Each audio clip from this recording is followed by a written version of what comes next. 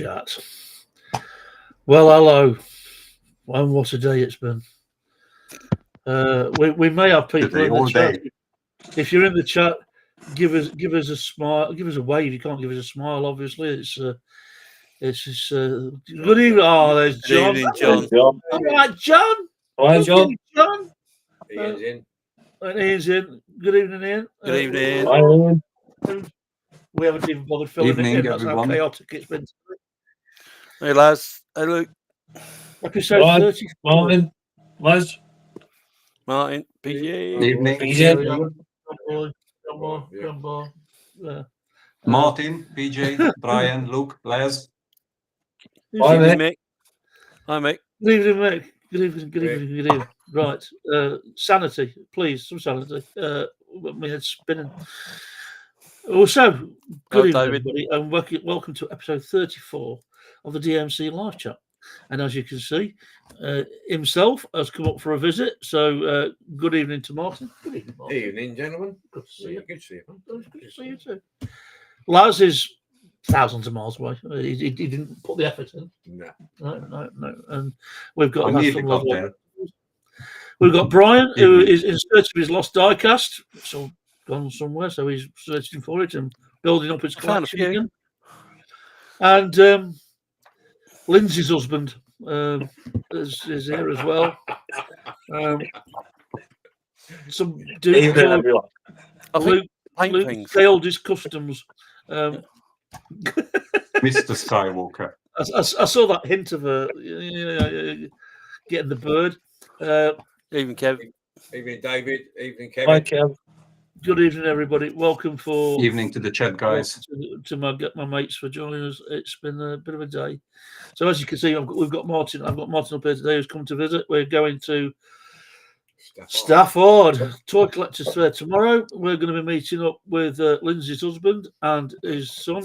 So we're going to get. I'm going to get And him my dad. thrashed. And his dad. Oh, Yeah. the old man's coming. So the Sanson family are coming en masse. Make sure we spell it right when we. Was that Samson or Sanson? All the Jedis will be there. All the Jedis will be there. So we're going to be meeting up with Luke and possibly Phil might be there. We're not sure yet. Les. Moz. Yeah, well, Mod. don't call him Les. Strike.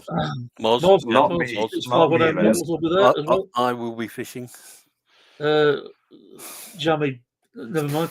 Moving on. So yeah, if well, I know that most of the guys that can get will get. So that's what we're doing tomorrow. We've been out for a good meal today. We're now finally relaxing. 2 meals. 2 meals. We had 2 meals. Finally relaxing. We have a good breakfast in the morning as well. Yeah. Yes, good breakfast. Yeah. And then we're going to head off to the Stafford Toy Fair. So that's what we're going to be doing.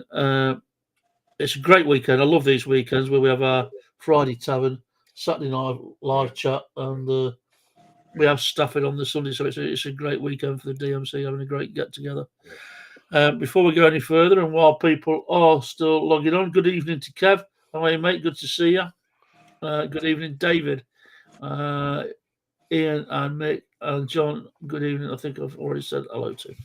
Good stuff. So before we start, then we'll say a great deal of thanks to our. Let's get rid of those gentlemen, our benefactors. So some bloke called PJ, Mr. Ian Ullisa, Laszlo Patsy, Luke Sampson. That took half an hour to get that name right, I'll tell you. Martin Dare, Mr. Tony Hughes, our friend Lee Jackson, Mr. Brian Drake. Thank you, Brian. John, who's in the chat. Love you, John. Love you, John. Moz 6510 models, and Mr. Fraser Martin, and finally our good friend Andy Bourne. So thank you, guys. These guys are the lifeblood of ours. I've said it before, of the DMC, the helpers keep going. So thank you all. Now, plan for this evening. It's the Brian Dre show, in effect. Yay! So because we can just drink them. Yeah, where's the antifreeze? Where's the antifreeze? Next to the pure liquid with the ice. so you can have a green tinge to it. So Oh yeah. yeah. Second Anyway, spring water. moving on. We're going to do. I can't go to these questions. We're going to do the 10 questions with Brian because, as Brian pointed out, he'd not done them before. So we're going to go through that, and then Brian kindly did a video for us of Hi, Michael. creating boxes. Michael. So we're going to run that. So if we've got any questions after all that, and any time left, we've got a few questions left from the quiz that we started. We can do another 10 to 15 of them. Have a look through our Facebook posts, and hopefully all that will round out for about 2 hours. Can I make a suggestion for Stafford, for you boys, for us poor buggers that can't get along, that somebody does a little bit of filming? Be nice to see what's going on. It would be. I'll be Good lad, logging. Luke. I'll Brilliant. Logging. Well, not So, the floor and the Kev said, shoes. did you Not get the my floor and the photos? shoes, Bill. Kev saying, PJ, did you get my photos for this month's DMC challenge? Kev, I've had a bit of an hectic day. I haven't checked my email yet, but I will do, and I'm sure that they will be there. Good evening to Hi, Darren Darren. Paul. Hello, Darren. Good to see you, mate. As well. And good evening to the Mad Aussie Professor. Good evening. Good morning, Michael. Good to see you, buddy. Right. Are you prepared, Brian? Oh, shoulders back, lovely boy. Yes. Here we go. Here we go. About 3 times. Well, Is that the first question? Christ ready. What inspired you to become a diecast restorer, and how did you develop your skills in this niche area? Well, the stupid thing is, I thought I'd reinvented the wheel, because the situation I was in is I had a collection that I lost, and I thought I'd get it back. Then I saw the prices, and I thought, I ain't going to be able to do that. So I couldn't go out and buy everything nice and new. So I thought, I'll buy a few and I'll do them up, because I used to work in a garage, know how to use a spray gun, all that kind of thing. And I thought, I could film it. That'd be an idea, wouldn't it? I went on YouTube, and of course, yes, I'm number 436,000 that's of people that's out there doing it. But yeah, originally it was a great idea. I've modelled most of me, childhood and pretty much probably most of the adult life, but mostly Airfix. So it wasn't a huge leap to sort of go over to diecast. Good show. Quickly into chat. Our mate Russ. Good evening, Playups. Russ. Hi, Phil. Russ. Hi, Phil.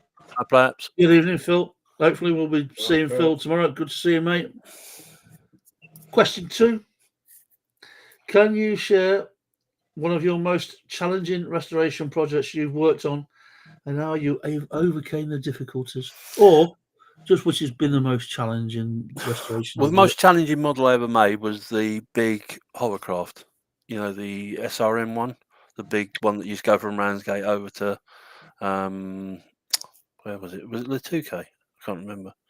It might have been Calais, actually, but it was big. It was this big, Airfix. I know, not strictly diecast, but to be perfectly honest, I haven't done much diecast. I've done a couple, but because of the situation I'm in with regard to not having an active shed, I'm in the process of moving, but there's a garage there, so that the idea is that I'm getting all these bits and pieces for future restoration. So it's a bit of a misnomer at the moment, because I can't tell you that I've done hundreds, because I haven't.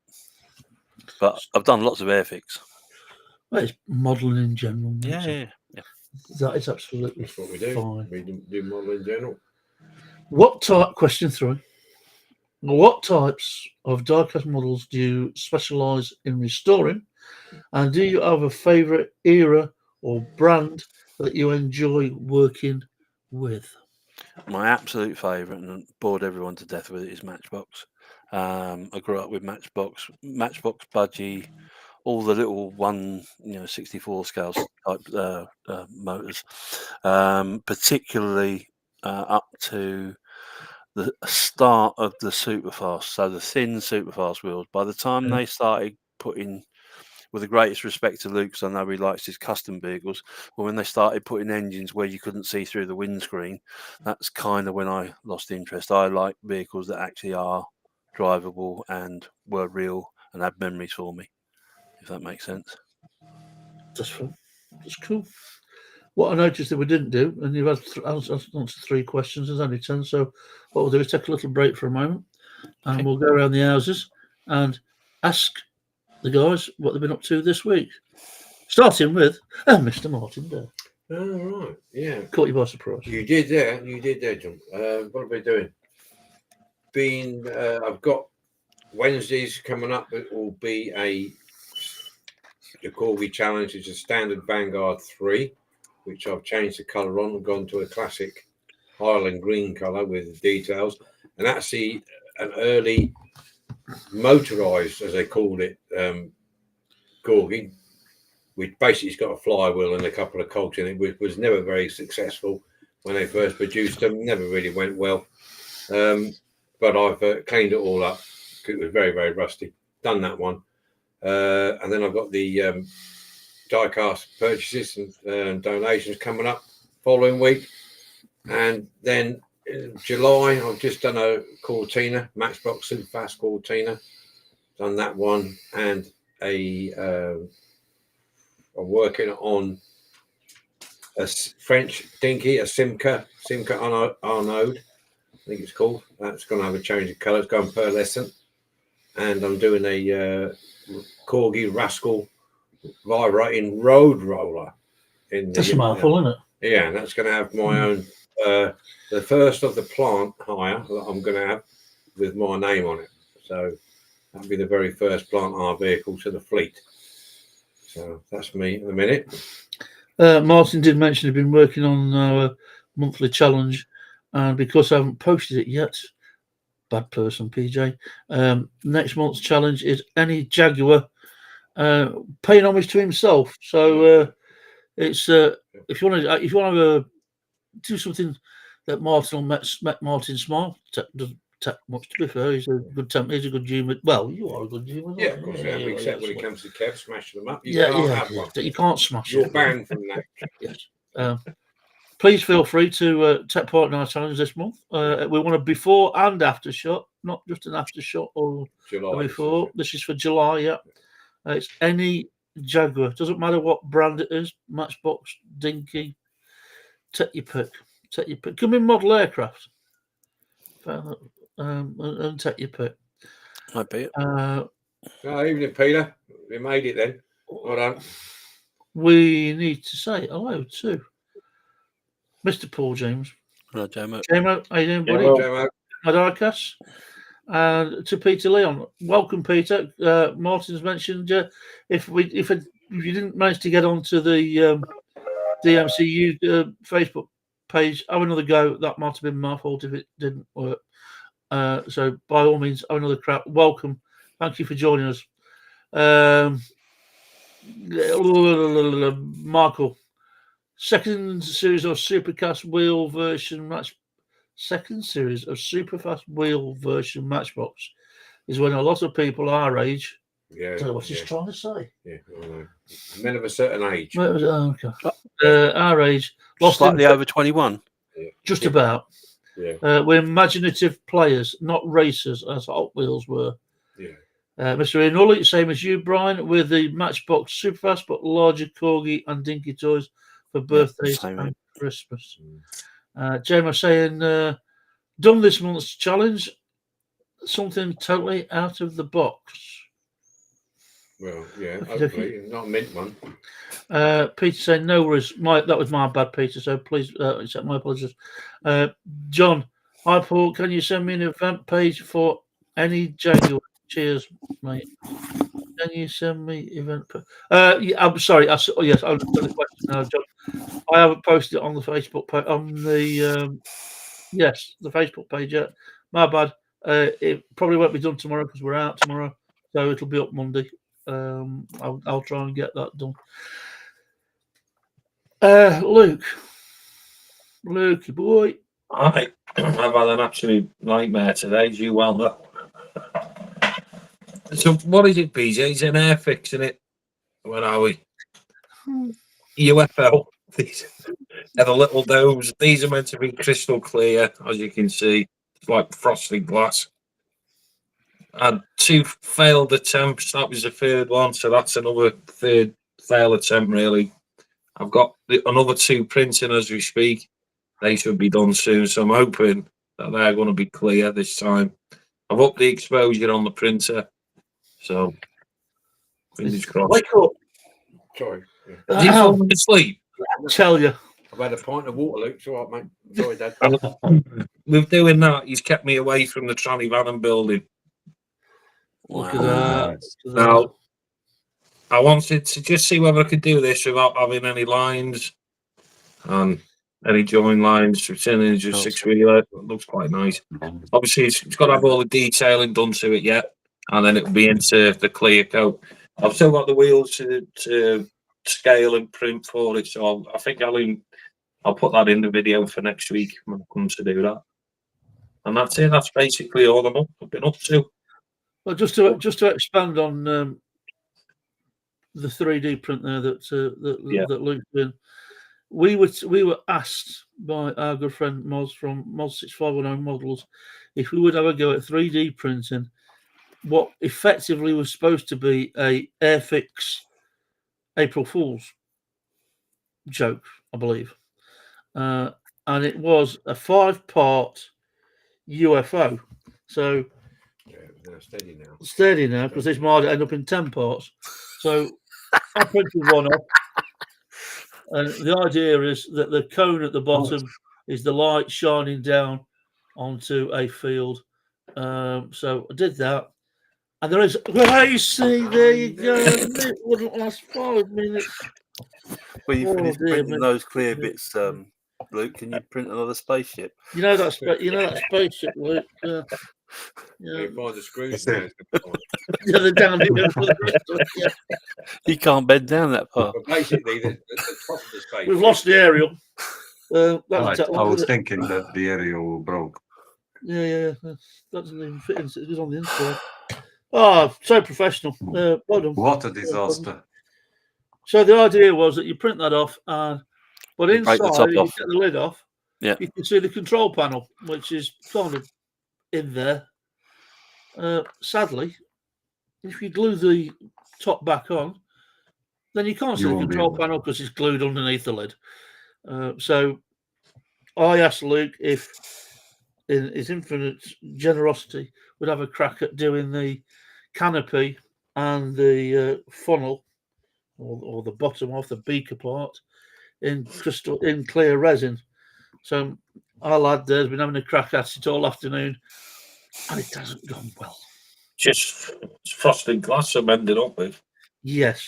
And I think I'm going to leave this. I'm going to leave it to drip overnight, and then I'm just going to put it outside once it's done, like the sun had it tomorrow, without putting it in the IPA. And just to cap it off, if you have seen the film, I added a car to it. Some cows. Some cars. We've got some cars. Some cows. Not a herd of cars. We've got some cars. So, and I've got the little Martian knocking about somewhere. I need a spaceship, clearly. Right. We'll work. I can see this is going to be a high demand. Now. Michael in the chat, Luke, says you need to sand the clear resin dome, dunk them in clear resin again to get a crystal clear. It will PM you the video that shows how to do it. Cheers, Michael. You shouldn't really have to do that, though. You should just Would have thought that, would you? Would have thought so. Thanks for watching. So basically, what I could do is just spray some clear lacquer over these. Yeah, but when it come off the bed, though, it was clear, wasn't it? Yeah, it was lovely when it come off. You said you would knock it over to. I'm nothing if somebody doesn't keep the promises, Phil. Yeah, I'm not getting involved with this stuff anymore.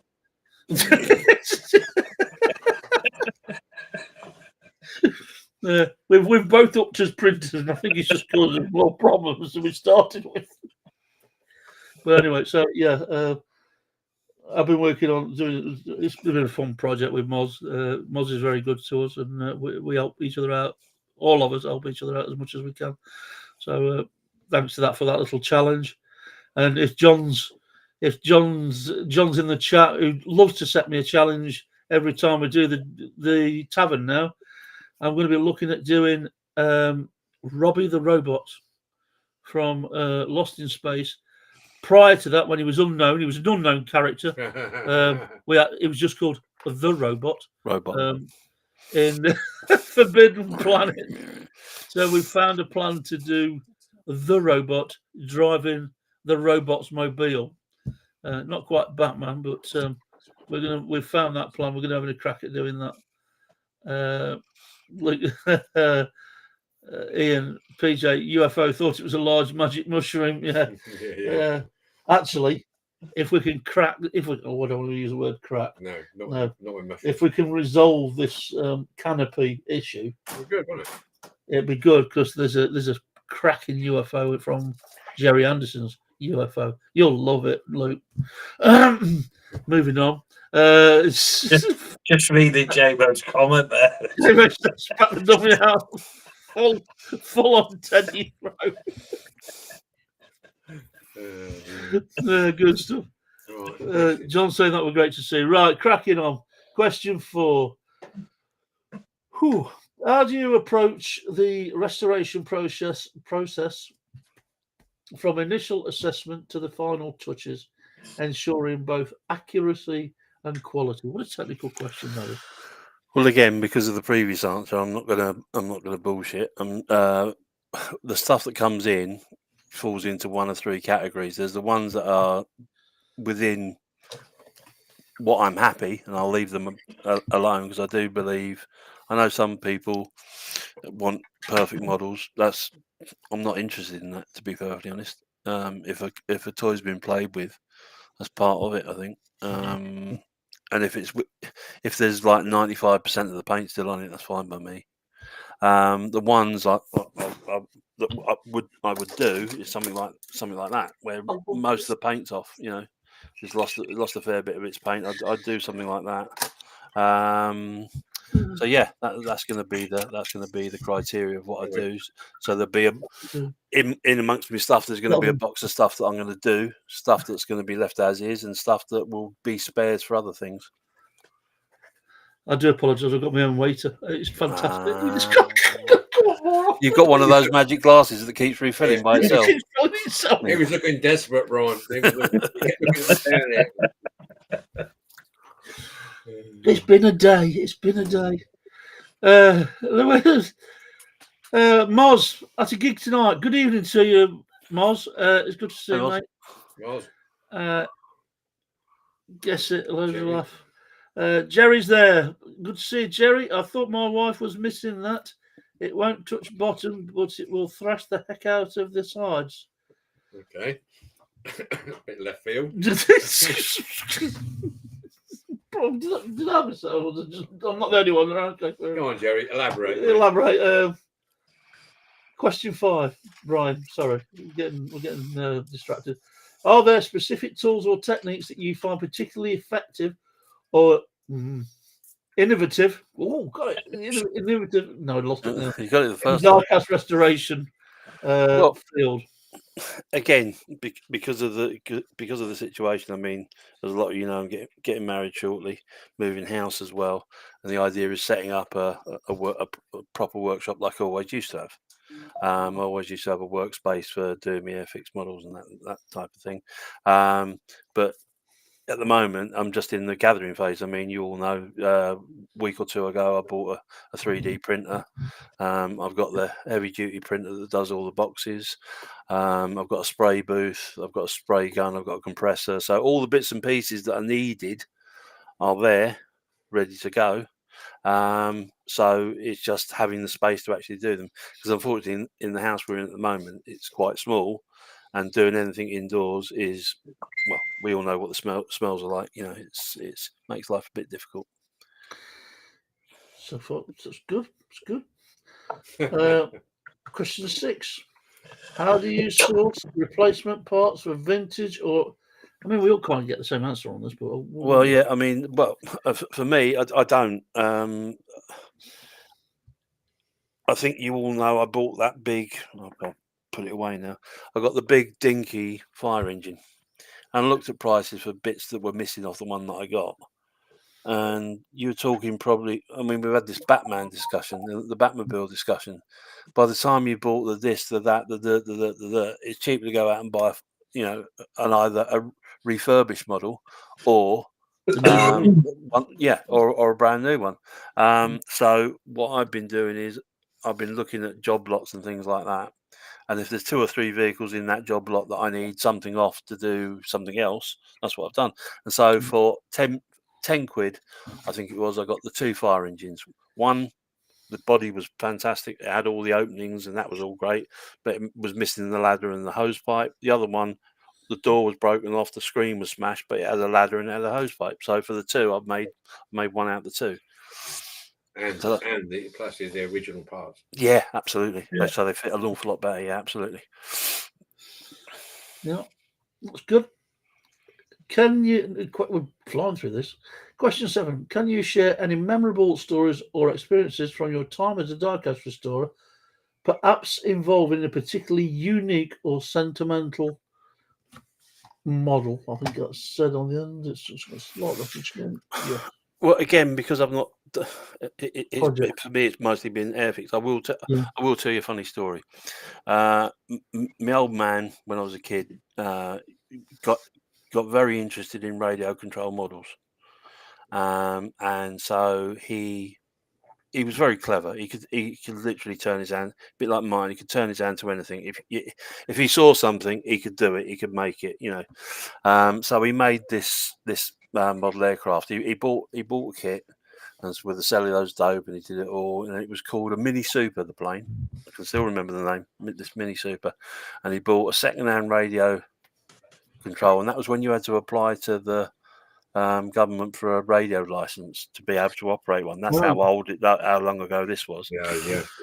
So he set it all up, and we were living in London at the time, so we went down the Scrubs, because although it's a prison, it's also a massive playing field, and we had this plane, and 3 or 4 times we went down there, and do you think this bloody thing would fly? It wouldn't. It sort of it would go down, it'd lift off slightly, and then it was a bit like the Wright brothers, you know, you see it was bouncing down the bloody runway. So he went back and he had a word with a couple of other people that were modelers, and they said sometimes with these radio control models, it's a lot easier if you launch them. You know, they're easy. Once they're in the air, he said, they go better. So about the 5th time we went down there, and he decided he was going to try this. So he gave me the controller, and I was about 12 at the time, 12, 13 at the time. And he threw this bloody plane, and as it went, I'm holding the controls, and it starts banking out like that. So he's grabbed the control off of me. It's gone like that, snapped it clean in half. He ran over to it and ran across the bloody wing. We never went flying again. He lost his temper with it. Shouldn't play with your dad's toys. He didn't like the idea that I was flying it. Yeah, definitely not. Noz, I'm waiting for Martin to come out with a plate of toast. He's full. You can't want any more. Or do you? I might do later. Well, 10 o'clock. Samples of swad bread. Yeah. We've been in the swad car, but now we're going to try some swad bread. You'll be surprised to find that Warburton's bread doesn't taste much different in swad than it does. Coal dust in it. Coal dust in it, yeah. I think Jerry's off his meds again, says Jamie. Or play with your mum's toys. Right, okay. No. Those toys. No. They don't fly either. Well, who knows? Where did we get, question 8. In your opinion, what sets apart a well-executed die-cast restoration from a mediocre one? And what aspects do you prioritise to achieve excellence? I think if you've watched Martin, if you've watched Luke, if you've watched Laz, if you watched any of the sort of restorers that have got a decent following, you will see that 99.9% of the finished article is the preparation. If you rush the preparation, you're going to get what you deserve, really. The attention when you're watching Luke's videos, the attention to detail with the sanding and getting the casting lines out. Same with Martin. And with Martin, it's the fact that he includes everything even when it don't go 100% right, because you learn just as much from someone that shows you what can go wrong as you do from someone that always gets everything perfectly right. So there are a couple of restorers, which I won't name, where you watch it and everything is perfect and everything comes out absolutely wonderful. And it's, if you've ever modelled, I mean, you were just a classic case in point. You showed the flying saucer and you dropped it. I've got no shame whatsoever. No, I know, but if I pull out a model that I've made like this one, there you go, little Mustang, right? I know that I've done the best job I can do with that because I took my time over it. That's all you can do. But certainly, just rushing through it. I mean, this thing with obviously with the YouTube stuff, this stuff with deadlines is the thing that this is what I'm gonna have to learn to manage, because I don't want to be rushing something to get something out for a Wednesday video or a Friday video, or in my case, a Saturday video. And I think it's like Martin does, think about not the model I'm doing now, but the model sort of 3 models down. That's what I need to get used to. I'm not on meds. I'm just sick and twisted. Hi, Jerry. Last one, Jerry. Yeah, I'm on that one, mate. I've been on the bailiffs tonight, says Jim. Good evening, Jim. Welcome back, mate. Good to see you. Question. Did we do that? Was 8. Pretty much. So, question 9. Sorry, rambling. How do you stay updated on the latest trends, techniques, and materials in die-cast restoration? And are there any ongoing challenges in the field for you?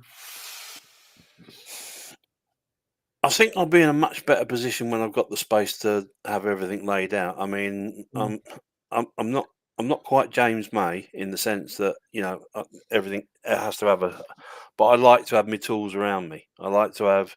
I don't need. If I'm repairing that, I don't want to have to go and look for me Dremel or my thing. I want everything just where I left it, so that you can actually do the things you need to do. And the trouble is, at the moment, literally everything I've got is in boxes. When I think to myself, I need to do that, or when we were talking about sort of swapping models, obviously some for Luke and some for you, PJ, and stuff, remembering what bloody box it's in, because I've got boxes everywhere, because obviously we're getting ready for a move, so it's a bit of a nightmare. It was funny that you should hold up the interceptor. I said to Mark earlier on, because he picked up the one I'd got behind me, which isn't finished yet. And I said I started that 3 years ago, and it still isn't finished. So it looks good. It's a work in progress. Work in progress, yeah. It does help to have your tools within reach. Yeah. I mean, I have the tools that I use most of within easy reach. Occasionally you think you fumble around for a file, the right file or something like that, or you sound, but it's within easy reach. It makes it a lot easier. I mean, a lot of people work in limited spaces and they can't have the tools laid out, which is it's those things, because some people haven't got the luxury of a shed, or that they're just working on the kitchen table. So that's where your handy plastic toolboxes come in handy. You've got you can put all your stuff back in. I know it's a pain in the backside taking stuff out and put it back in, but at the end of the day, it keeps things tidy. But you can, if you're not careful, overload yourself with tools. Yeah. And gadgets. I'm a bit like you, Brian. If it's not in front of me, I'll forget I've got it. And I'll be doing something. I'm thinking, I wish I had that. And then maybe a week later, I'm rooting for something else in a drawer. There's the tool sitting there. Yeah. Because I can't have everything out on where I want it to be. But now and again, you'll need. I mean, that soldering iron I use. That's my go-to, and I keep that very, very close by. That soldering iron and all the files and the glues and things like that. So yeah. But that's it, Martin. Exactly. I mean, if you got, there's a difference between having a box of files that you've got to root through to find the right file, but then compared to a group of 12 boxes that you've got to work out what files in what box. Yeah. That's the position I'm in at the moment. So, but just having that space where I can leave everything and just do it. So that's what I'm really looking forward to. But the trouble was, it's like buying all we're saying about the bits, buying all the bits. 8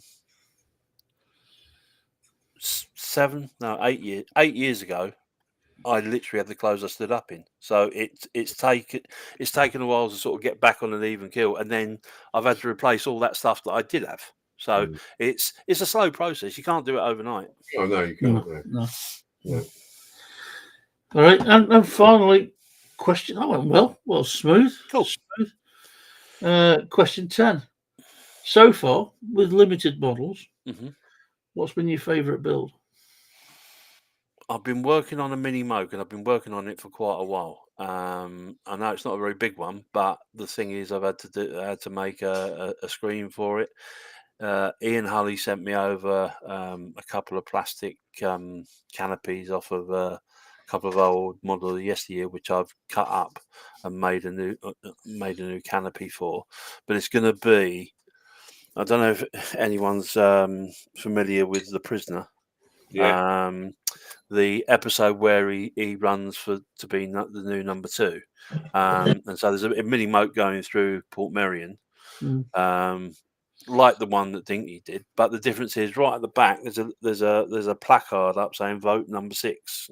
So I've produced this little. I've got some styrene. I've done it. I've found a photograph online. I've printed that down as a decal. I've got all that. So it's almost done. So. But that's the one that I've enjoyed most, because the bonnet was hanging off, but that's all working again now, and it's different with that one because it's actually held in with a part that's like flexible plastic, almost like the consistency of a Coke bottle that holds it in place. That's one of the things that I find with when you're buying a donor car or donor vehicle, that certain things like the Mini Moog, it's all the same part missing. On all the vehicles, and that Mini Moog, it's a nice thing, but it's a lot of parts for a little thing like that. Yeah, it is. And that steering combo is not great. No, it's not great.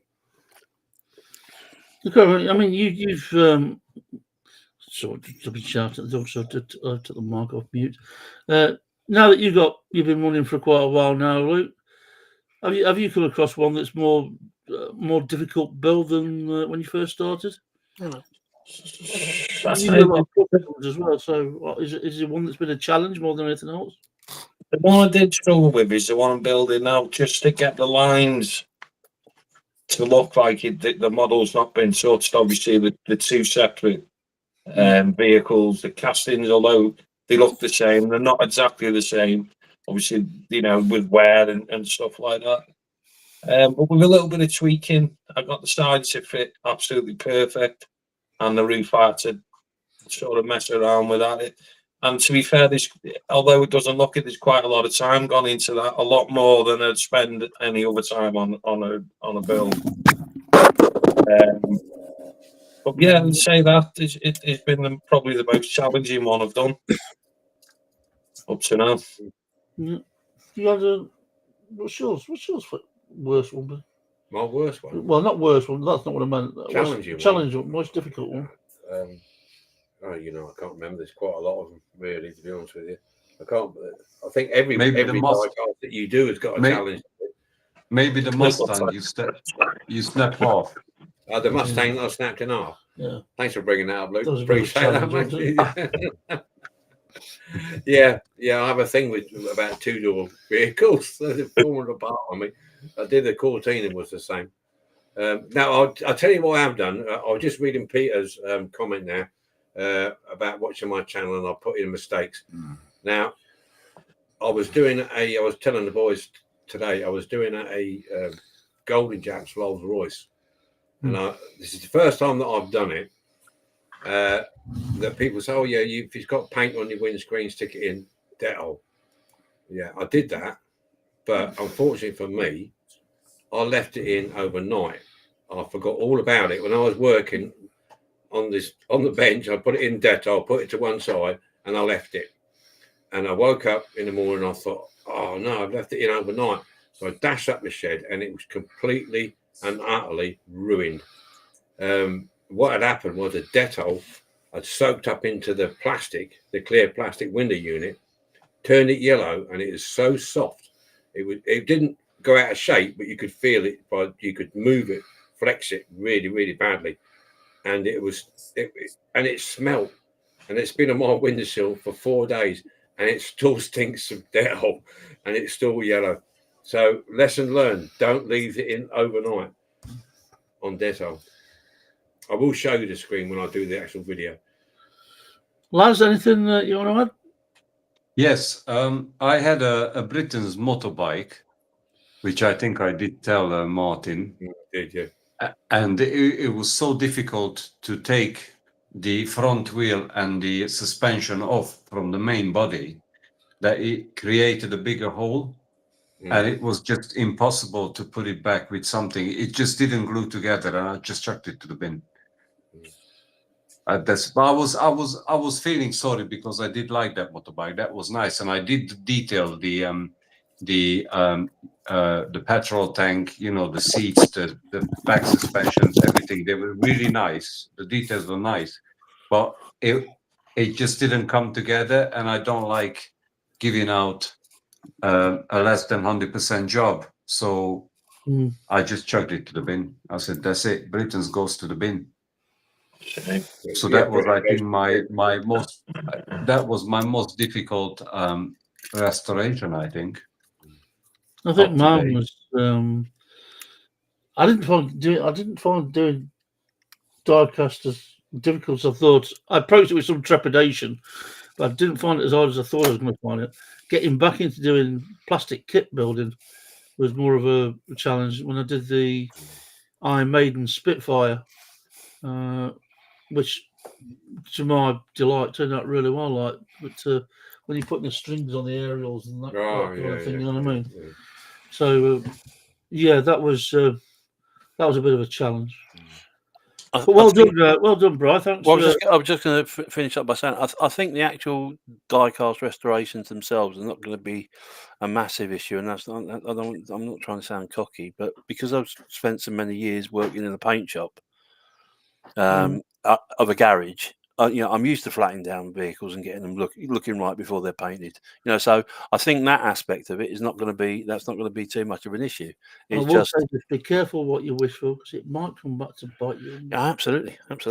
So again, as I say, it's not about being cocky. It's just that I know what I'm good at, and I know what I'm not good at, and I'll never tell you I can do this if I can't. Yeah, you were saying is on that note, when I used to work for before I retired and packed him in the buildings, I worked for Perkins Diesels, and I was their engine painter. There was a crew of us, and we painted all the engines from 3 cylinders up to 6 cylinders and bigger, and all different various colours for different companies, Volvo, JCB, Class, and all that. And it was a fully functional track, and the track with the engines come one after the other, didn't stop all day or all night. We used to get through painters some stayed a day, some stayed half a day, some stayed a week if they pushed it.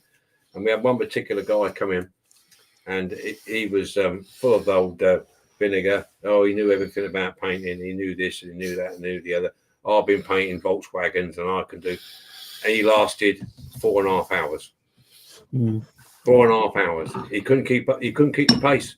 So we said to him, look, at the end of the day, you've got to stand there. You've got to paint them engines. You've got to get that engine painted flawlessly within 3 minutes, because it's going to keep going. It doesn't stop for you to paint it. You paint it whilst it's moving. Yeah. And he started, and you could see he was out of breath within half an hour. They went to the toilet, came back, went to the toilet again. Straight out the door, didn't he? Went home. But I've been around cars my entire life. The old man's had a garage from the age of I was about 5. So in school holidays, I used to help out in the garage because I had small hands. I could get nuts and bolts out and all this sort of stuff. So I've always been around cars. So that's good. That's good, Brian. That's good. So as I said, thank you to Brian for doing this with us. Thanks, Brian. Anybody in the chat wants to come and have a tech part, all you need is a webcam, microphone. Give me a shout. Let me know, and you can cool face our. Let's be fair. They're not diabolic questions, are they? It's fairly simple. Come and join the crew and have a bit of a laugh. Have a laugh, like. Hey, Andy. You like it, and Hello, Andy. So back into the chat. We'll just catch up here. Jeremy, 9% of screw ups go on the floor. I edit the lesser screw ups into my videos. Sounds like a plan to me. Michael, Jerry, welcome to my mind. Loads of laugh at Jerry. Peter, Martin's channel is what got me started. He shows everything, including mistakes. I like the honesty. Mm-hmm. He is, and you keep your eye on him, though. You. That Mustang won't be finished for another year. Really, that's a big and long job. Ooh. Gemma, I've never on my own. There are at least 3 others. I'm never on my own. Oh, right. So, yes, sorry. I'm never on my own. There are 3 others in my head. The one that keeps asking for a pride flag was me. Okie dokie. Andy's Garage. Good evening, Andy. Good to see you, mate. Thanks for popping by. Just joined for a short while, and you are welcome to, mate. Thank you for joining us. Hey, Andy. Evening, Andy. I started restoring before I saw anyone on YouTube, as I Decentish. started collecting when decentish.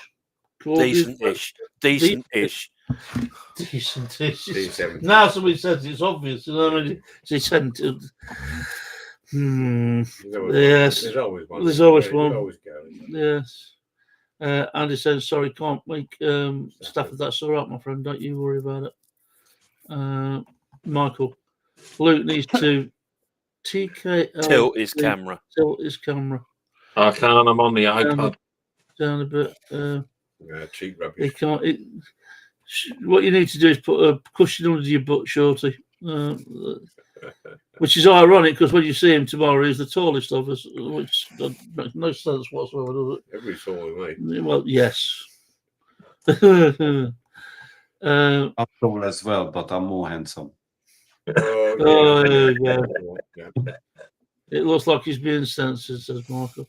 Luke looks like a tank, like a tank driver. That's JMO, that is. He's full of it.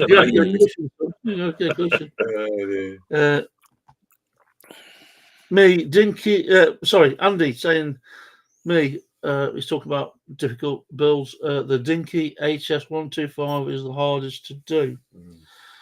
Gemma saying the Corgi Pristima shovel. Priestman. That's a Priestman shovel. Yeah, Priestman shovel, yeah. Yeah, I've got one of them to do, actually. I've got one. I've done the crane back of the lorry crane version, which is basically the same without the tracks on the back of a lorry. And see that one he's put there? I've seen that, Paul. Yes, very nice job on your Mustang. Yeah. So we jumped a bit there. My June entry into that Priestman bucket, like the one that goes like that. Yeah. My June entry isn't going to make Martin any happier. Yeah. Andy's saying, gotta go. No worries, mate. Have a good weekend. It's good to see you. Always a pleasure. Enjoy your Father's Day, mate. Ian, if spraying outside midges flies, and pollen can absolutely ruin the bed. Yes, they can. Not just models. It can that bloody bathroom. Actually, I mentioned that in one of my videos, coming up videos about spraying outside. Beautiful day. It was 25 degrees outside. I'm in the shed with my heater on. Because I won't spray outside because of all the bugs in the air, the nature. Because I live with trees and flies and midges about, and I've done it before, and I've ended up with pollen seeds on the flipping paintwork. And you are going to love this. I was just thinking that we need to get a close up of Martin when Rusty said, PJ and Martin, if you can get 2 more people, you can recreate Bohemian Rhapsody. I'll tell you what, I know YouTube will go live. I'm not even going to go down there. You have to confess about Bohemian Rhapsody. It is not your favourite song, is it? I like Queen. I like most of the songs, but one of my hated songs is Bohemian Rhapsody, and I will admit that live through the world. I can't. That's brilliant, Russ. I can't believe you got. The shame is, it looks like we're looking at Wayne's World with you two. Yeah, excellent party times. Trying to say. Yeah. Yeah, my wife's a big Queen fan. She's actually met Queen when they're doing one of their miracle video, and I do like their music, but I don't like Bohemian Rhapsody. It's a horrible song. Now we've got somebody wanting some advice from you. Who? Good evening, John. Love you, John. John's John. asking a question. We love you, John. John. What type of cheese is best for toast, Martin? Now, John. No. It depends if you're a connoisseur. You don't want to be putting blue cheese. No. Don't be putting your mouldy cheese on, mate. Extra mature, but cut it thin. Yeah. Okay, and make sure it's slightly. Get your toast warm. Get it hot, straight out. Bang on your cheese, so it just not nice and soft with a little bit of brown sauce. Or green tomatoes. But no brown sauce. I agree with the brown sauce. Brown sauce. HP or Daddy's? Now that's a big question. Oh, Down south, John, me, it'll be HP. Oh, yeah. Because our Daddy's. Your daddy's. Yeah. Who's the daddy? Who's your daddy? Who's your daddy? Who's your daddy? When you're up here, me and me brown sauce. Yeah. It's going well, this is. Oh, here we go. Here we go. Here we go. How can it's not Kevin? It's rubbish. Hey, Bohemian Rhapsody, it's the greatest song ever No, made. it's so loud and brash and noisy. It's just makes no sense. It was something different. Yeah, there's a difference between Led Zeppelin and Bohemian Rhapsody. Flipping heck. Right, You know what? I'm going to get slated. I know you are, yeah. This is going to be bad for me. You just lost 2,000 subscribers. Yeah. It's suicide by Bohemian Rhapsody. Yeah. Cheers, mate. It's all right, John. Tastes nice, mate. Just say cheers, Martin. It's got to be HP. Oh, you're a sucker. Oh.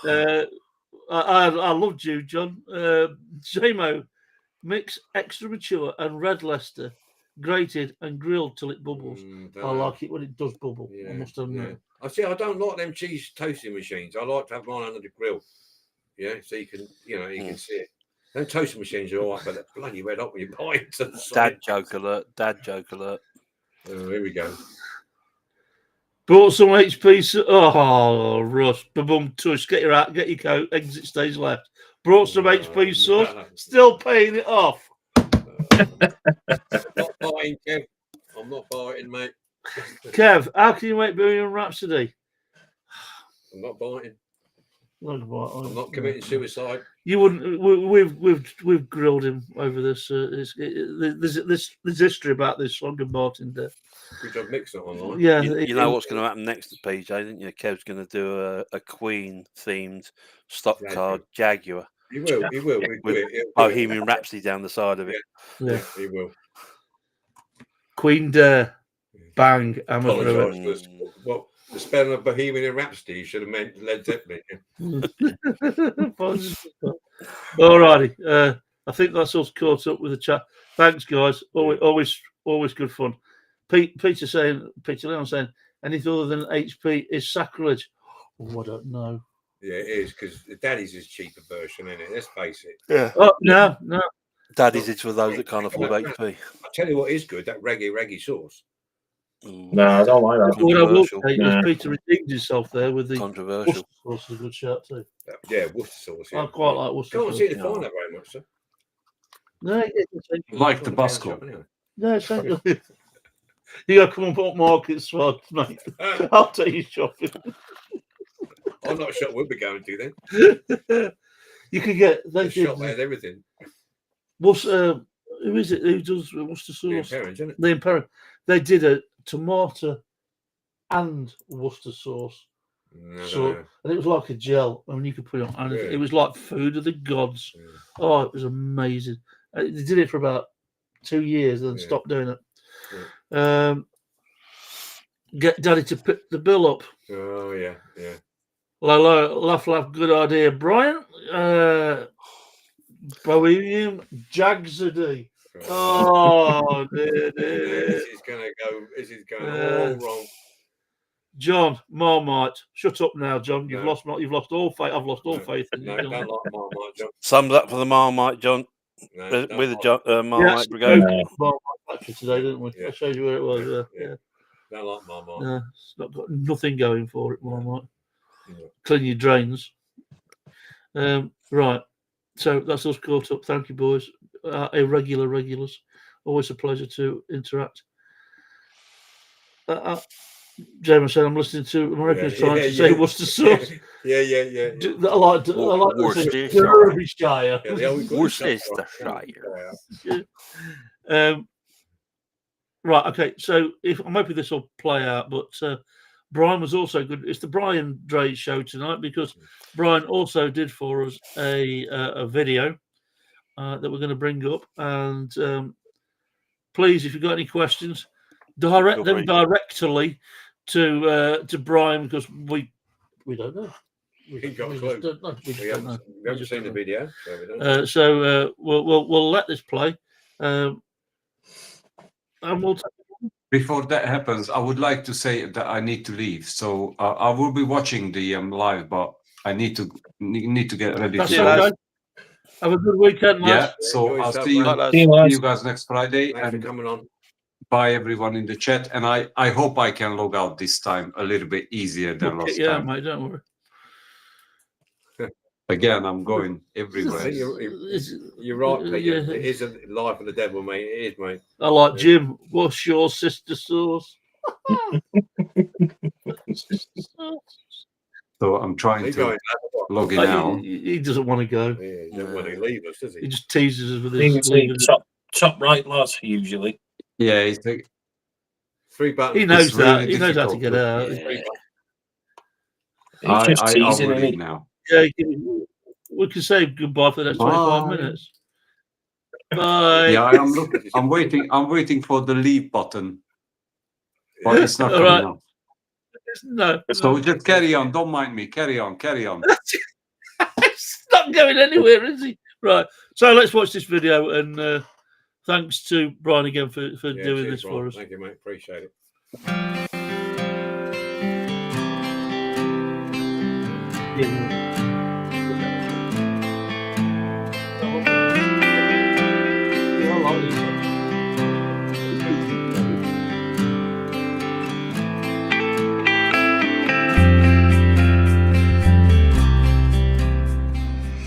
Hi there everybody, this is Brian from In Search of the Lost Diecast.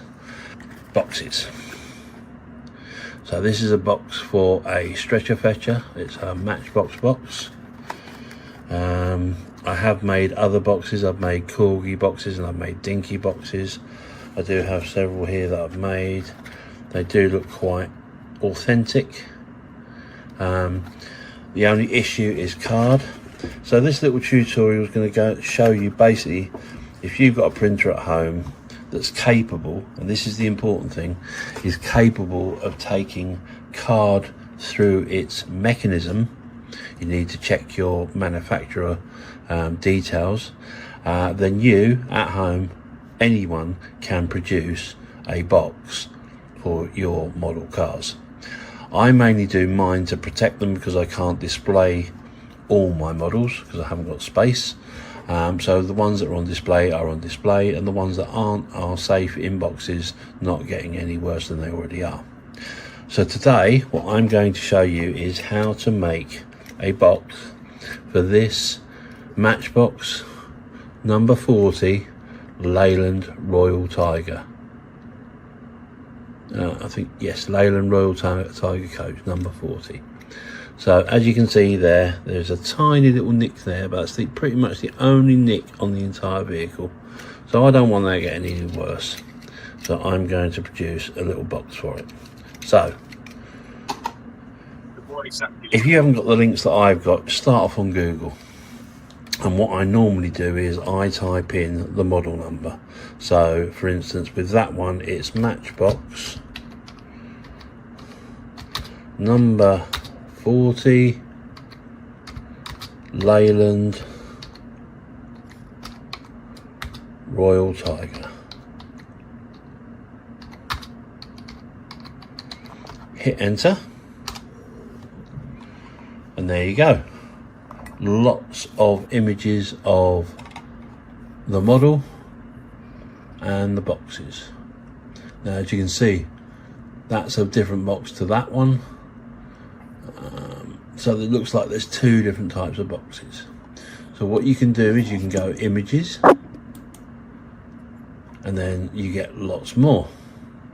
And there, just there on my mouse pointer there, is an entire box. Now, once you find these, you can either copy them into some paint manipulation program or picture manipulation program, but what you can also do is you can also type in template and then box, because someone may have already done the hard work for you. So if I type that in, at the moment it's looking like there aren't any on that list. All I'm getting is further images of the ones that I had. Now, there is a website that I use, and it's this. It's called MG Studio, and it's in Russian. So what you have to do is when you go there, you translate it from Russian to English, and then I type in Matchbox, and there's our Matchbox again. And once again, it's in Russian. So by clicking on the image itself, you can translate text into English, translate full page, and there you go, it's all in English. Then I scroll down, so you've got an identifier, you've got a list by years, you've got a regular wheels video collection. This is the one we want, Matchbox PC printing templates. So click on that, and again it goes to Russian. I'm sure someone much brighter than me will know a way of making it so that every time you come to this, it translates into English. But what I do is I just literally click on a link, right click on a link, that's right click on the mouse, right click on the mouse, and then down here you've got translate link text into English, and then translate full page, and again. So literally there we have all our images from 1 right the way through to 75, because effectively the Matchbox list is always 75. There are some higher numbers, but generally speaking it's 1 to 75. Now if we go back to our model and look closely, I will zoom in on this.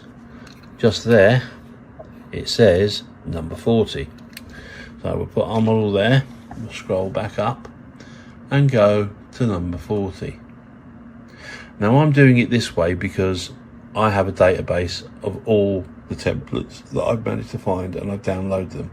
But for anyone out there just doing this at home and you haven't got all the templates, this is a great web page to start off with. It doesn't have them all, but it has a lot.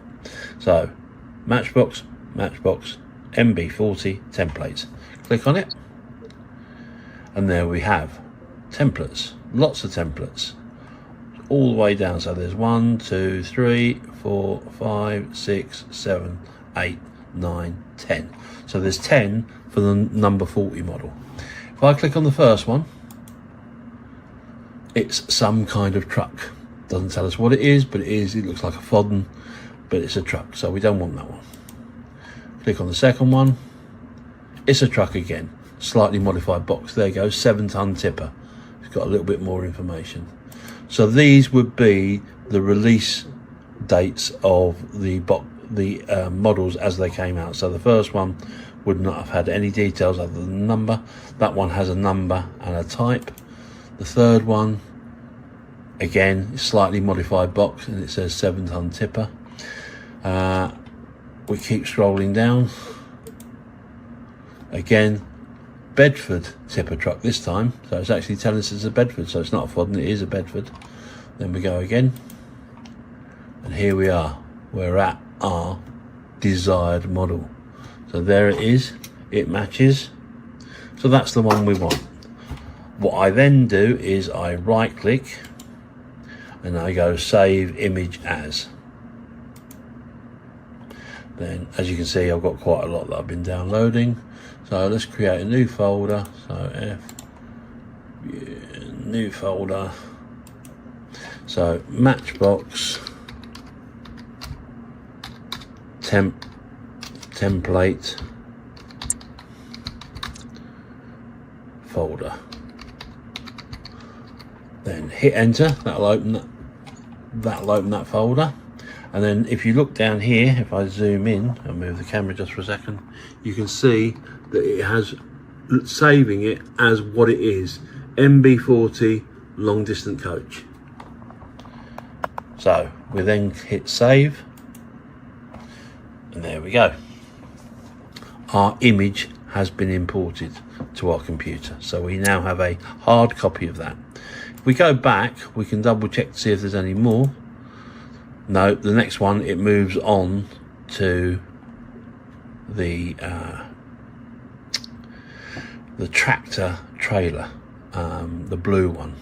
And if we go back to our original page, which is here, and then get back here, it appears that that site does not have a copy of that box. Because if we zoom in on that, you can see that it is quite clearly the coach, but that site did not have a version of it. So whether our coach is an old one or a slightly later one, you make a choice. I'm not particularly bothered about having the exact box for the exact model. I have no way of telling them. All I know is that this one obviously is black wheels, that one was grey wheels, so I'm thinking the black wheels one is that version, the grey wheels version is that one. I don't have a grey wheel version of that. So that's our model, we've got our template. What do we do next? Right, so we minimize all that, and what we do is we bring up our folder. There's our folder, and we can see there quite clearly. If I zoom in on it, let's make that large. Let's make that icon large. Where are we? Right, so double click on it and it opens up our printer box, and there is our image. Now, is that the right size? Who knows?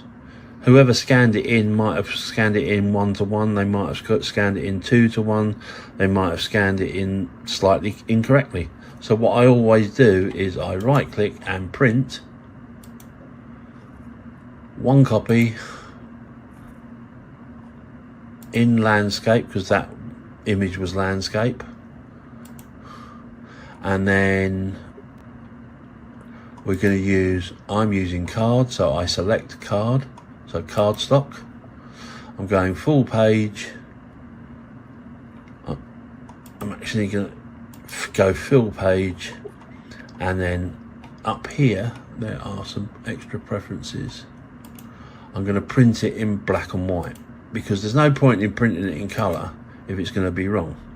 So okay, and for this one I'm not going to print it on cardstock, I'm going to print it on paper, so plain. So I'm going to hit print. That should print me a copy. The reason I do this is so that I can offer this up to the image that I printed. Then I can make sure that the box template I've got is the correct size, because it looks not too bad on the screen, but I don't know whether that screen's 1:1. I'm just going to pause you there while I go and grab my print. So 1 second please. Right, so I'm back with our image. There is our image. It's dull as dishwater obviously because it's black and white, but if I get our model I can see whether, no, there we go, we have the problem. There is the problem. Look, that model is longer than the box template. So what we need to do is we need to adjust this. So I'm going to pause it there again while I just open another program, and I will show you how to adjust that image. Right, so I have some photo manipulation software. You could use Photoshop, you could use just about anything that's out there. There's one that's free called GIMP. I use one called Thumbs Plus. So what I've done, and I've saved this work for you guys. I have got copies of original boxes that I've scanned myself, and if you think of this image in front of you as a sheet of A4, what I've done is I've opened up 2 boxes, I've scanned them, and I've positioned them on a sheet of A4, and I've scanned them in so that this is the actual size of the actual boxes that are actually being used. Now, as you can see from this is too small. So what we need to do is we need to take the image that we have downloaded, which is that one, and what I will do here is I will show you how to position this in this place so that you can produce an accurate sized box. So what I do is, first off, I try and do the whole thing in one to see if it's doable, and because we're only doing one, it is. So literally I will select the entire image, drawing lines very close to the cut lines of the box, or as close as possible, like so, just so that I've got a decent edge, and then I hit copy. I can then minimize this image, and then on this image I can paste it, and as you can see, that's the problem we've got. Whoever scanned that image in didn't scan it at full size. So the chances are any box that you download off the internet is not necessarily going to be an accurate size for the image that you wish to produce. But what I can do for members of the DMC, I will post a template. Now, I don't know if you can actually see this box, because that is almost the same size as that, and obviously those two are the same. That is what's called a square box, so it actually looks square all the way around. Now the thing is, not all boxes are square. There are some thin boxes like that one, where the car is not very big, so it's a lot thinner. So like with a double-decker bus, obviously it's tall and thin rather than fat and wide like me. So this one falls into this category. So what we're going to do is we're going to bring this one down here, and I'm going to line it up roughly with the edge of this box, and then I'm going to expand it so that it comes to the other edge of that box, and then I'm going to bring it down. Now admittedly it's not going over the same sides, but it is creating the same size. Now if you look there, this is bigger than that, but that is the same size as that. So effectively what we've done is we've actually moved it across and into position. Now I don't need to print any of this, so all I do is I position this where I want it, which is there, as close to the edge as possible. There we go. So we've just got our box there. I'm going to save that.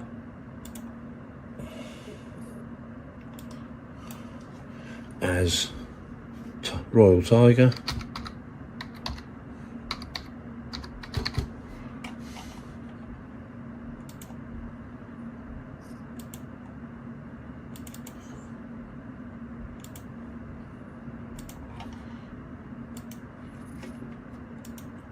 Now, if I were you, I would suggest that I would print that one again in black and white, but because I know this is going to fit, I'm going to go straight for the print. So there's our Royal Tiger, there's our sheet of paper with the template on.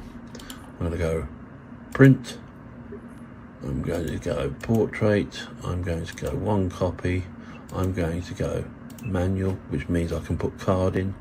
I'm going to select our paper type to cardstock, and I'm going to hit print. That you should hear whirring in a minute in the back. that it's going. And there we have our Leyland Royal Tiger box. And if I get the model and put it on top, hopefully, there you go, you can see that it fits. Okay, but there is our Leyland Royal Tiger box. I'm going to pause this here, and what I'm going to do is I'm going to move to the table and I'm going to show you how to construct the box. So here we have the item trimmed just to the half that we want, and all I do is I put my ruler on the line and make very calm but direct cuts to trim the item back to where it needs to be. So all our little lines there, ruler on the line,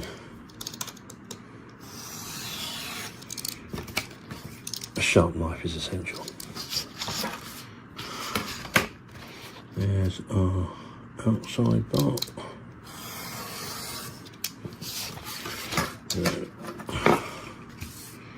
We just cut along the black lines, so there, oh that wasn't very good, there, along this line, get rid of all these little extra bits of paper, and here,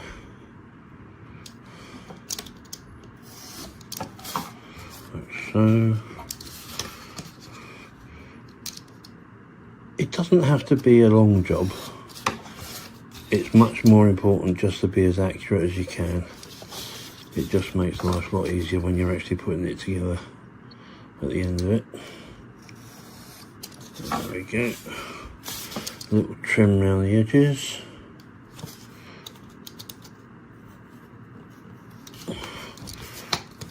A straight line here. Most of these boxes I've seen, or templates I've seen, do give you a little bit of leeway, as I say, but it's essential that you print one off before you go with your colour printing, because let's face it, inks aren't that cheap, so you don't want to be printing 4 copies of the same one to get one good one. So a couple of little trial runs in black and white are a lot cheaper than 3 failures in colour. So trim these off. Again, get the worst of this off, and I can show you how they all go together. So, again, just there. Wasn't a very good cut, but it will do for what we're trying to show. There we go, that's off that bit. Same with this bit. Now once you get to that stage, you think you're done. Actually there's a little trim in there. But actually you're not. What you've actually then got to do is you've got to score, and what I normally do is I turn the blade side over to there and just give it a little score. So you've got a fold line. Because otherwise trying to fold them accurately can be a bit of a nightmare. So 2 little scores. I come with this one. And then also don't forget the attachment flap, which is that one.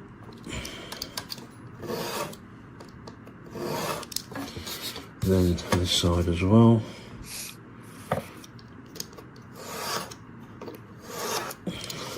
That is your flap folder there. And the same this side.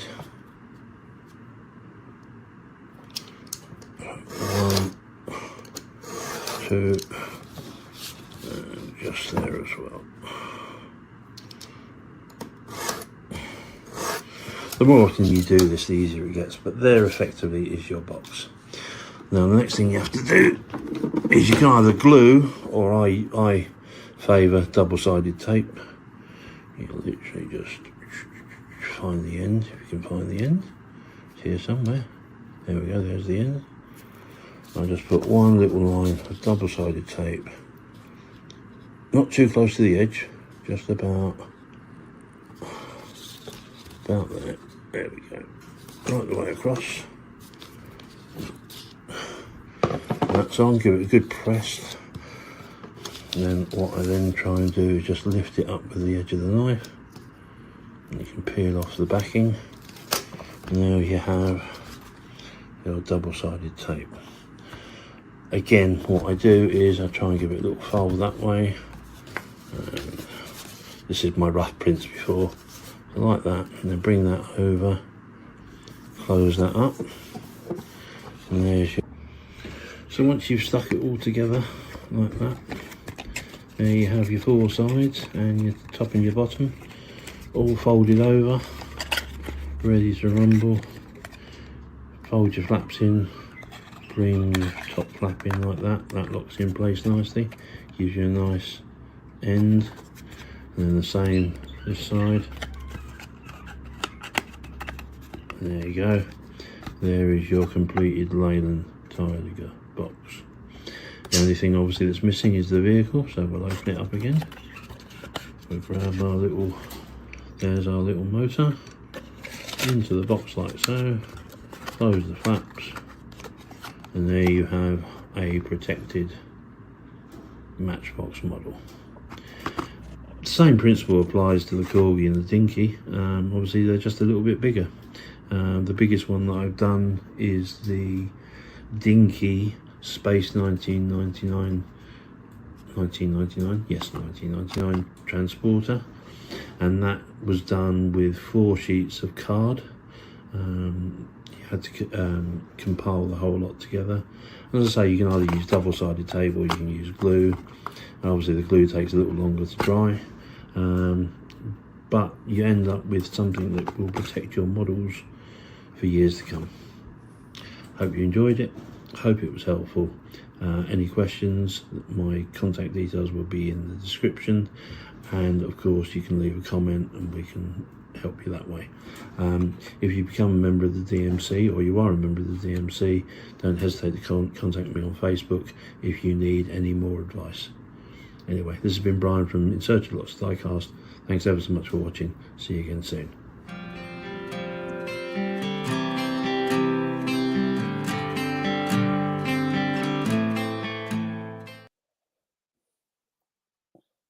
Well, I'm right. Bravo. Sorry, it went on a bit. Well done, Brian. I think that was really in depth and well thought out and well presented. And for those that are interested, that will be added to our collection of informative videos. What I'll also do is I will put up the sheets of the full size 1-to-1 templates, so that if you've got those and you introduce that into your own manipulation software, you can then make the boxes the right size for your own use. And if you've got those to start off with, then it doesn't matter what you download, you can just make it the right size just by sort of drag and drop and expanding. And of course, you can always get through to Brian through our Facebook group and ask any questions. And if Brian's not available, we'll pass them on to him on his behalf. Thanks for having me tonight, guys. That's been brilliant. Thank you. It's an absolute pleasure, sir. Anybody, this is a completely open community. If you've got a video you'd like to put together and present to our community on now 2, we've now got 3 that we will have 3 that are up there. Anything that you want to put up, if you want to take part in an interview, just give us a call. And we'll make it happen. Cheers, Jerry. Russ, great video, Brian. Jim, top video, Brian. Fantastic, informative, well presented video, Brian. Ian, that was fantastic, mate. Says John.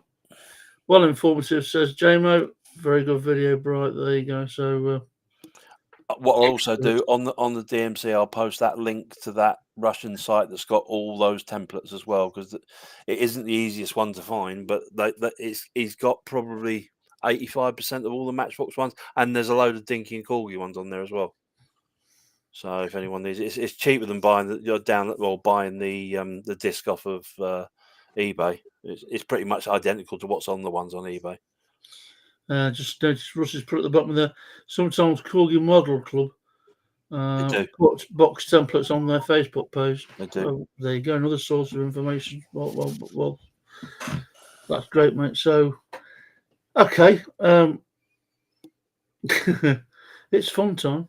Everybody breathe. Everybody relax. Everybody chill. We're going to invite himself to come and join us. Bear with me while I do this. Who's himself? Not yourself, Mr. James. I've instructed him to put a T-shirt on. Pimpy. Let me just get this link through to him. There we go. I did hang around in case anything went horribly wrong, but I'm just going to disable my camera while I visit the little boy's room. That's all right. We will be doing the quiz next. I shall be back in 2. We'll give Jamie a chance to log on. Once again, thank you to everybody that's joined us. It makes it all worthwhile. Brian will be back momentarily. Just wait for JMO for a... Here he comes now. That didn't take him too long, was it? Put his T-shirt on. I'll put it on. It's fully clothed. It's quite frightening. I didn't recognise him at first. Hi, J-Mo. You're right, like, you're right, Martin. You're right, PJ. All right, son. Brian, All right. there's Brian. Go. He thought you were coming on. He was a bit frightened in case you hadn't got a T-shirt on. But he will be back in a moment. I scared him. Another good video, Paul, from Brian. There we thought. He was very good. Yeah. So I'm not going to be asked making me own like. I'm going to have to bring it. I won't want enough to make it worth me doing them. Yeah. It's. I think. I mean, you got the likes of Mick who likes to get his boxes off. Timu, yeah. The other people like some kind of authenticity, although they're not authentic. They look good. So there we go. People get really excited about this quiz. It's the decals I want to learn to do. Oh, we can sort that out with you. Yeah, that's what I want to do. Nice one. For those that are jumping over the rainbow about the quiz, it's just going to be a continuation of last time. We've got a further 20, if they make sense. I'll read them if they make sense. Some of them are garbage, but we'll just wait for Brian to come back. Well, what we'll do is we'll take the opportunity while Brian's in the men's room. What have you been up to this week, JMO? Anything new going on in your modelling world? Not a great deal. I went shopping, and when I got to the checkout, they know there's kids going through, so they put pester stuff on the checkout. All right. So I got 3 Mustangs the nicest. Mustang's pretty cool. I like the Mustang. That's more setters. I've been doing Warhammer, and I bought one for the channel. When I'll actually do it, I don't know, but I've got an Orc Trike, Warhammer Orc Trike. Right. That's pretty cool. I've done some weathering on a couple of wagons for Model Railway. That video's up. I've just done a video of a Mach 1 Mustang, the Corgi one for June build. Although it's not what you think. All right. Okay. It'll be something a bit different. I think Martin might have twigged on. Yeah. It's something a bit different because I've not had time to commit fully, so I've done a video so you have something at least. I think we need to spin him. Is his T-shirt spelled right or wrong? I can't make my mind up. I've not got any swear words on my T-shirt. No, that's right. Yeah, that's right. Yeah, It's time Mr. James invested in a microphone. We have been trying to gently encourage him with a sledgehammer. People saying you're quiet, mate. So I invested 80 quid on one, yes, but it don't work on here. It works for my videos. right. It's absolutely beautiful for my videos, Take it back. Get your money back. but it won't kick in on this. I Unless suspect you it feel might that be I'm that doing it's, something wrong. I suspect it's the latter. You might have to associate that microphone with. Don't do it now because we don't need technical problems halfway through. But me and you will have a word offline and see if we can figure it out. Yeah, fair enough. Who's your daddy? Lose your daddy. Who's your Who's your daddy? daddy? Getting out of your pram there. Yeah, yeah, pram. Daddy, Right, well, we'll make a start because we've got 29 minutes left and we've got 20 questions to get through. And Brian can jump. He's doing it. He's not. He's listening. doing it. He's not listening. He's not is he? listening, He's is he? still swapping it over now. Ignorant. no, you I'm know. not swapping it over at all. Leave it alone. Put it down. I've Leave it not alone. touched Put it it. down. I'm not touching it. Over there. Over there. Yeah, I've you'll not be been having your touching fucking it. bag in a minute. Wait. Right. I don't know what he's touching, but it's the left. For a second, you can hardly hear him. He's been drowned out by his own mic. Right. Oh, is it somebody else? Is that better? Good God. If I hold it like that, it might be a bit better. Yeah, it's loud if you keep moving, keep touching it. He's like Terry Wogan with a little stick microphone on Blank Yes. Blank. Yeah. I'm Right. waiting right, for here we Kenny go. Everett break it. Question. This was question 21 from last time. So over to the chat. Martin can't answer because he's got the bloody answers here in front of him, same as me. Question 21. What was the model of the Batmobile in Tim Burton's 1989 Batman? Oh, beautiful movie, beautiful movie. What was the model of the Batmobile in Tim Burton's 1989 Batman? What was it? It was custom built based on what? While you're answering that, go and get in a bit. Because I don't know. I'm sure. Can we say? We'll give a 10-9 to the chat. Come on, Peter, if you're in a chat, if you're still there. 10, 9, 8, 7, 6, 5, 4, 3, 2, 1. Right. Luke, you think you've got an answer? I'm sure it was something like a Chevy Impala or somewhere along them lines. Brian? Not a clue. Not a clue. No. Russ, Jim saying Impala. Russ saying, Russ, you had a bad week, mate. Oh, I can't believe it. Question 21. It's a custom built on a Chevy Impala chassis. Well done, Luke. Give yourself at least 2 DMC. Jim got it right as well. And Jim got it right. Don't say the Ford. I love you, John. No. You were saying Ford, because you ain't Dagenham, mate. Everything's a Ford. Question 22. Let's call it just question 2. What kind of DeLorean is used in Back to the Future? The model number, gentlemen. The model number.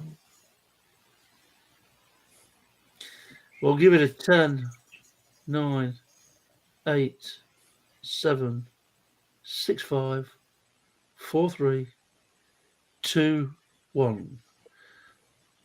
Brian. DMC 12. JMO. I thought he was 21, but Brian might be right. I'm a bit dyslexic with numbers. Luke. I knew it was DMC, but I couldn't remember what the number was.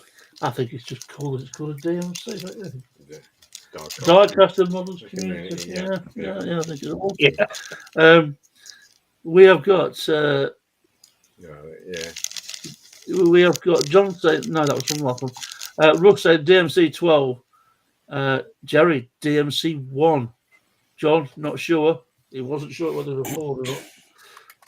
I heard that in the middle of making. I heard that in the making Oh, of you had a making cup a of tea, cuppa. but yeah, you missed the Batman one. I don't think we're another Batman one. I'll make up for it next time. It was the DMC 12. So well done, chaps. Everybody got that up. 1 DMC point for that. Now, moving on to question 3.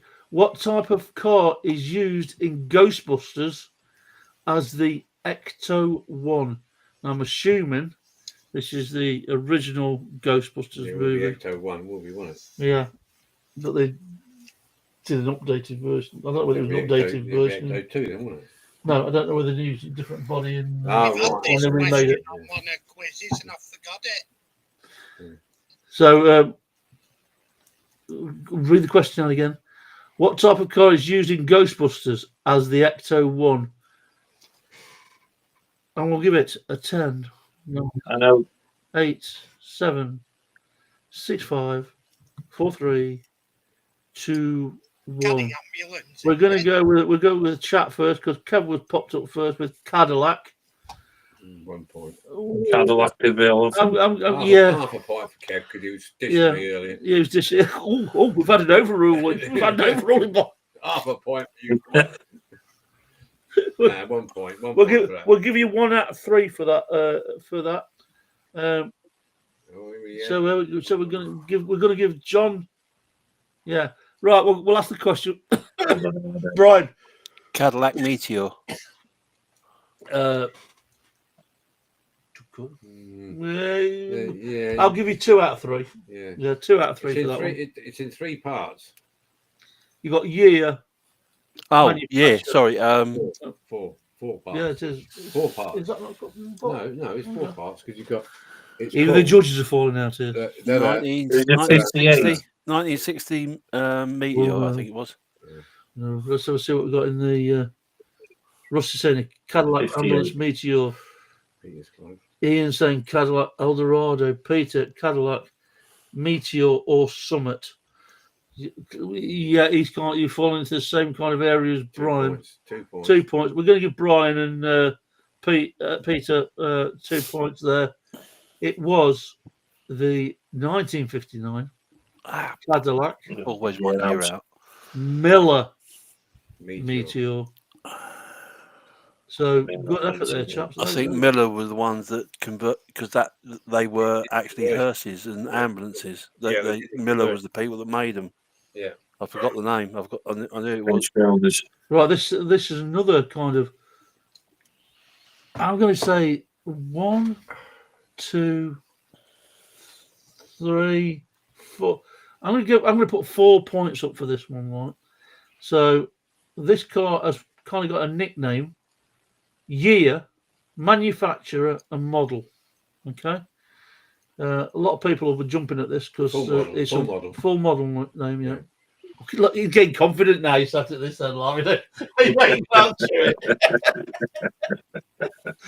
Right.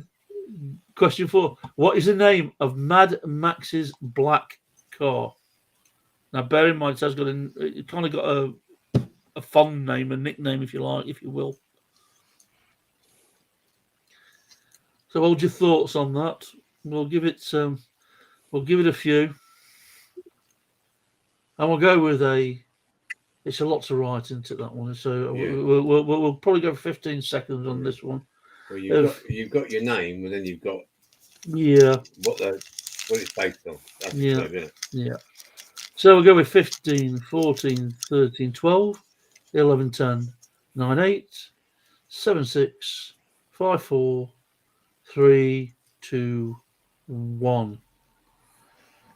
Okay, Brian, you got any thoughts on this at all?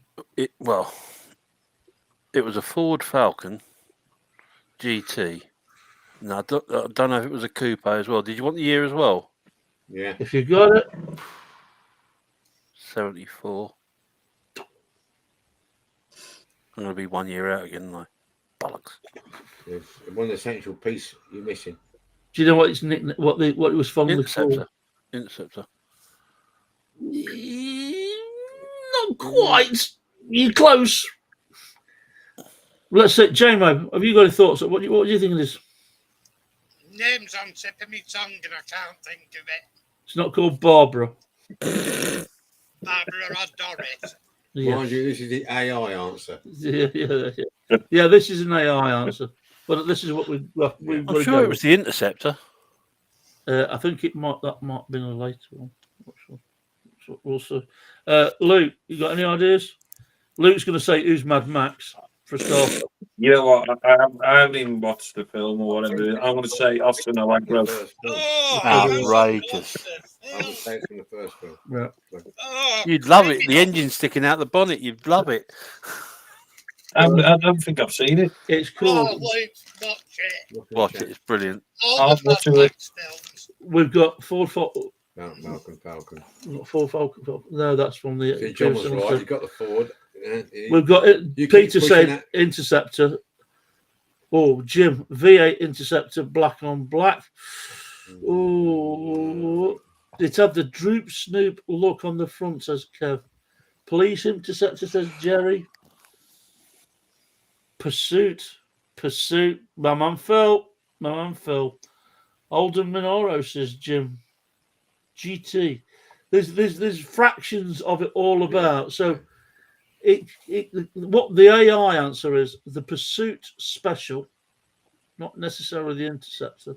The Pursuit Special, based on a 1973 Ford Falcon XB GT. Sorry, gents, what a mouthful.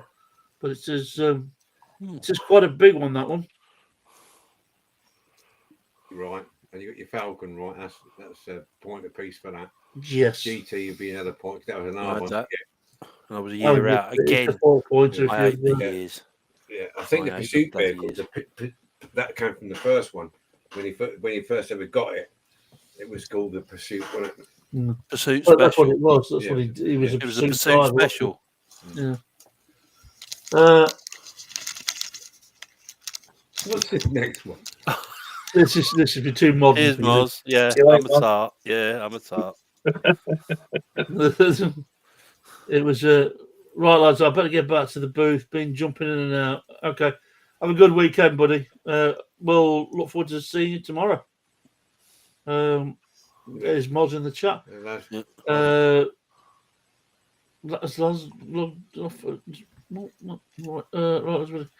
It was nitrous powered. Yeah, It was. It was. It But was. was Yeah. it nitrous powered in the first one? I think it was in the first Yeah. one. After the goose got killed, they bribed him to come back with the supercar. They did, yeah. They did buy him to come back, yeah. Yeah, with that. There must be something about having the nickname Goose. Wasn't it Val Kilmer who was Yeah. Goose in the? No, it wasn't Val Kilmer. No, it was it Tom was the other- Cruise and the other guy, wasn't it? The other It was guy. his real- Oh, Anthony Andrews. That was his Yes. name. yeah. Anthony Edwards. Sorry, Anthony Edwards. Edwards, Anthony yeah. Andrews was Danger UXB. It's like having to wear the red shirt in Star Trek. Yes. Don't call me Goose. You know what I mean? Yeah, right. Let's get on with the next Moving one. on. The Pursuit Special. Right. Yeah. In Cars 2006, what kind of car is Lightning McQueen? Now, this isn't necessarily the brand of car, more about the sporty, the cars involved in, if that makes sense. Yeah, it's a bit of a weird Ah, one. got There's no direct answer. Yeah. So it's not complicated if you've got kids. Just you're bound to have seen this movie, or been I forced know into it. seeing this movie. So we'll give it a. So Jason, we'll just jump up into the chat. Russ saying not on form today. So right, mate, we can't win them all, don't we? Well, it's me. It's easy for me. I'm sat here looking at the answers. Yeah, Jason fly to Spain. Well done, Jason. Jason, sorry I'm late. I flew to Spain today with the missus. Yeah, good on you. And joined the DMC when he got there. That's marvellous. That is commitment. Oh. Right. Russ is saying Chevy NASCAR. Yeah. Jason's saying a Mustang. Yeah, we're kind of looking for the sport really. So, but it may be a Mustang. I don't know. Corvette says, Kev, NASCAR Chevy Corvette. Oh, right. It's not actually based on one car. Viper, Porsche. Bri, you got one to add? Yeah, it's a stock car. It's just basically a stock car. The whole thing is stock cars. It's a NASCAR. Luke, do you know who? No particular brand. It's just a NASCAR. Do you know Yeah, who? I would say NASCAR, but if I was to pin it down to a particular make, it would be a Chevy. All right. Lightning McQueen. It was a fictional stock car based on a mix of NASCAR designs. So it was a. Yeah. I mean, the long and short of it, really, it was a NASCAR stock design. So bit of a meh question, really. This one is straightforward, and it's only one answer, so you only get 1 point for this. What was Herbie's racing number in The Love Bug? What was Herbie's racing number in The Love Bug? He's only had one racing number. Well, I thought he only had one, so we'll see.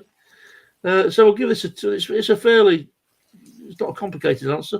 So we'll give this a 10, 9, 8, 7, 6, 5, 4, 3, 8, 2, 1 now.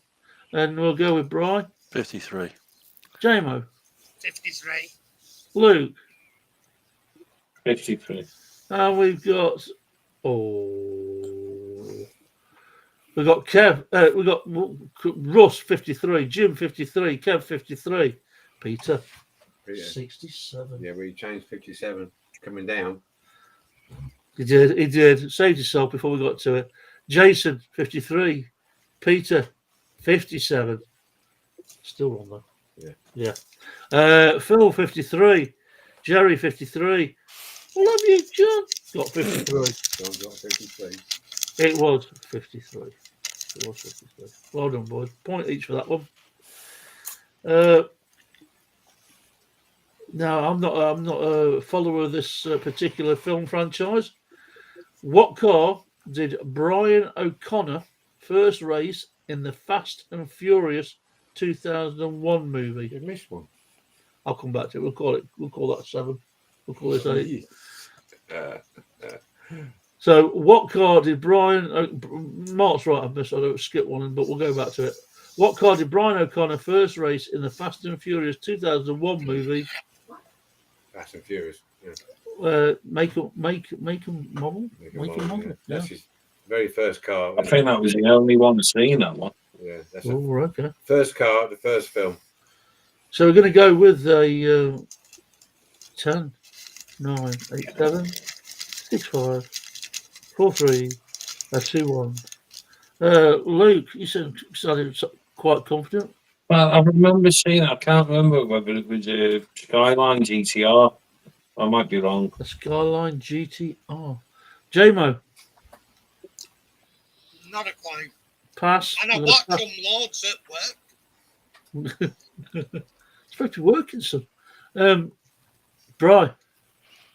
I was thinking it was a Subaru Ooh. Impreza. Ooh. You know what? It's not. I can see it now. Ooh.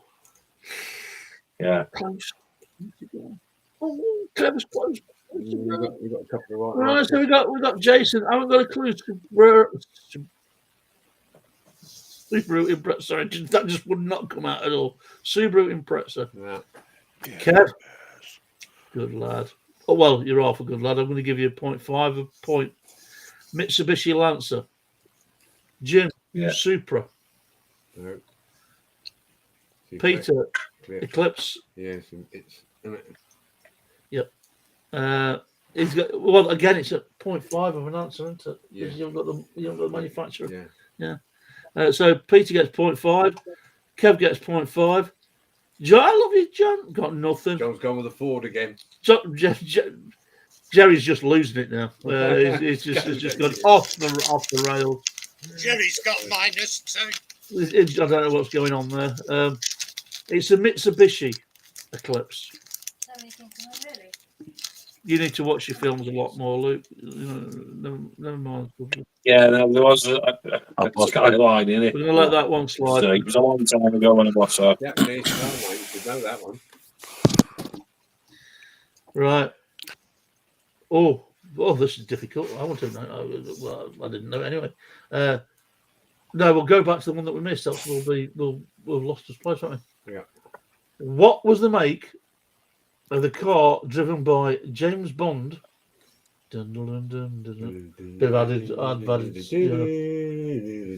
right from Dare's mouth. Yeah. It's like the orchestra rear.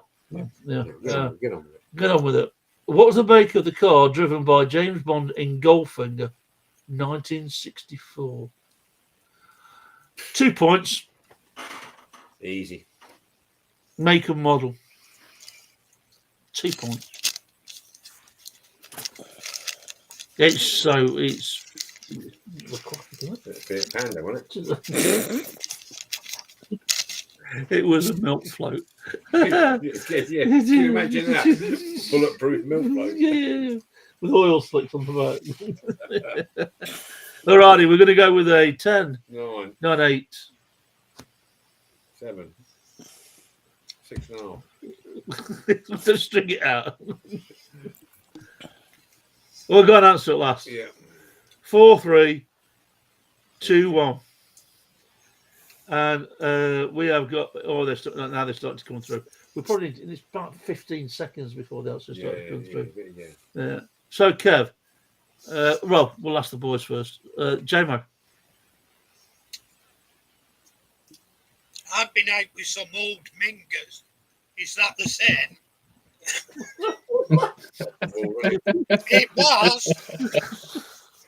It was an Aston Martin DB5 with super Leggera bodywork. Just answer the dumb question. Bri. Aston Martin DB5. Luke. DB5. DB5. I might only give you a point if you don't take the full name. You know what I mean? Aston Martin There you go. DB5. Saved your ass. Where are we? Kev, Aston Martin DB5. Jim, same. Russ, Aston Martin DB5. Super Leggett. Peter, DB5. Yeah. DB5. Jerry, DB5. With modifications. They got guns.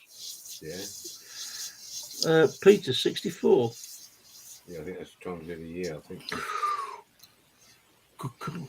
But we just say that in the question. No.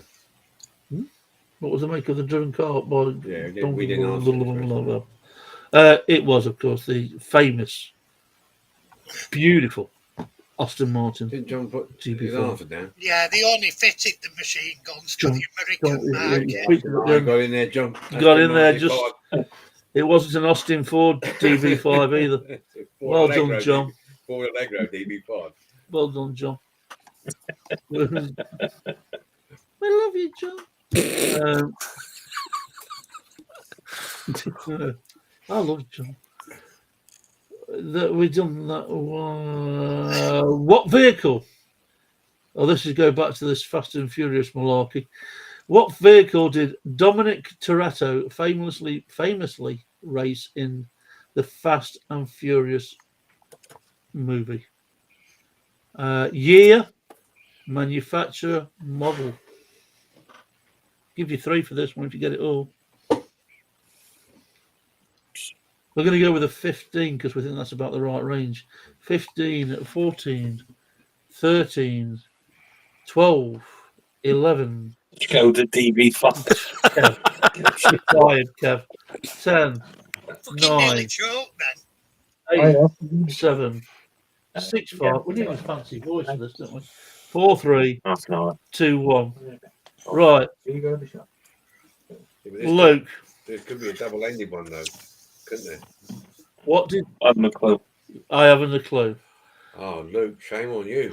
It's a modern movie as well. It's a what? It's a modern movie. You were older than 3 when this came out. Yeah, I'm not into that kind You of kick yourself when you know what it is. You like the car, though. You It's love the probably car. Skyline. Skyline. What is it with you in the Oh, Skyline? it's the Dodge Charger. How many, 19. how many times do you want to go at it? Yeah, you're going to get one. You can't cover It's every really- manufacturer, Luke, you know what I mean? Bri, 1969 Dodge Charger. And the Dodge Charger, elaborate. No, with nitrous and all the Elaborate. It's the Charger. RT. I think that's a later one. I think. I'm just a Dodge gonna, Charger. out of the three, you're only going to get one, bro. 1969. I'm a I year think out it's again. TD. I'm not prepared to say. It was a 58. You're about 12 points out. You are. You're fired twice over. Jamie, what did you say? 68, sorry.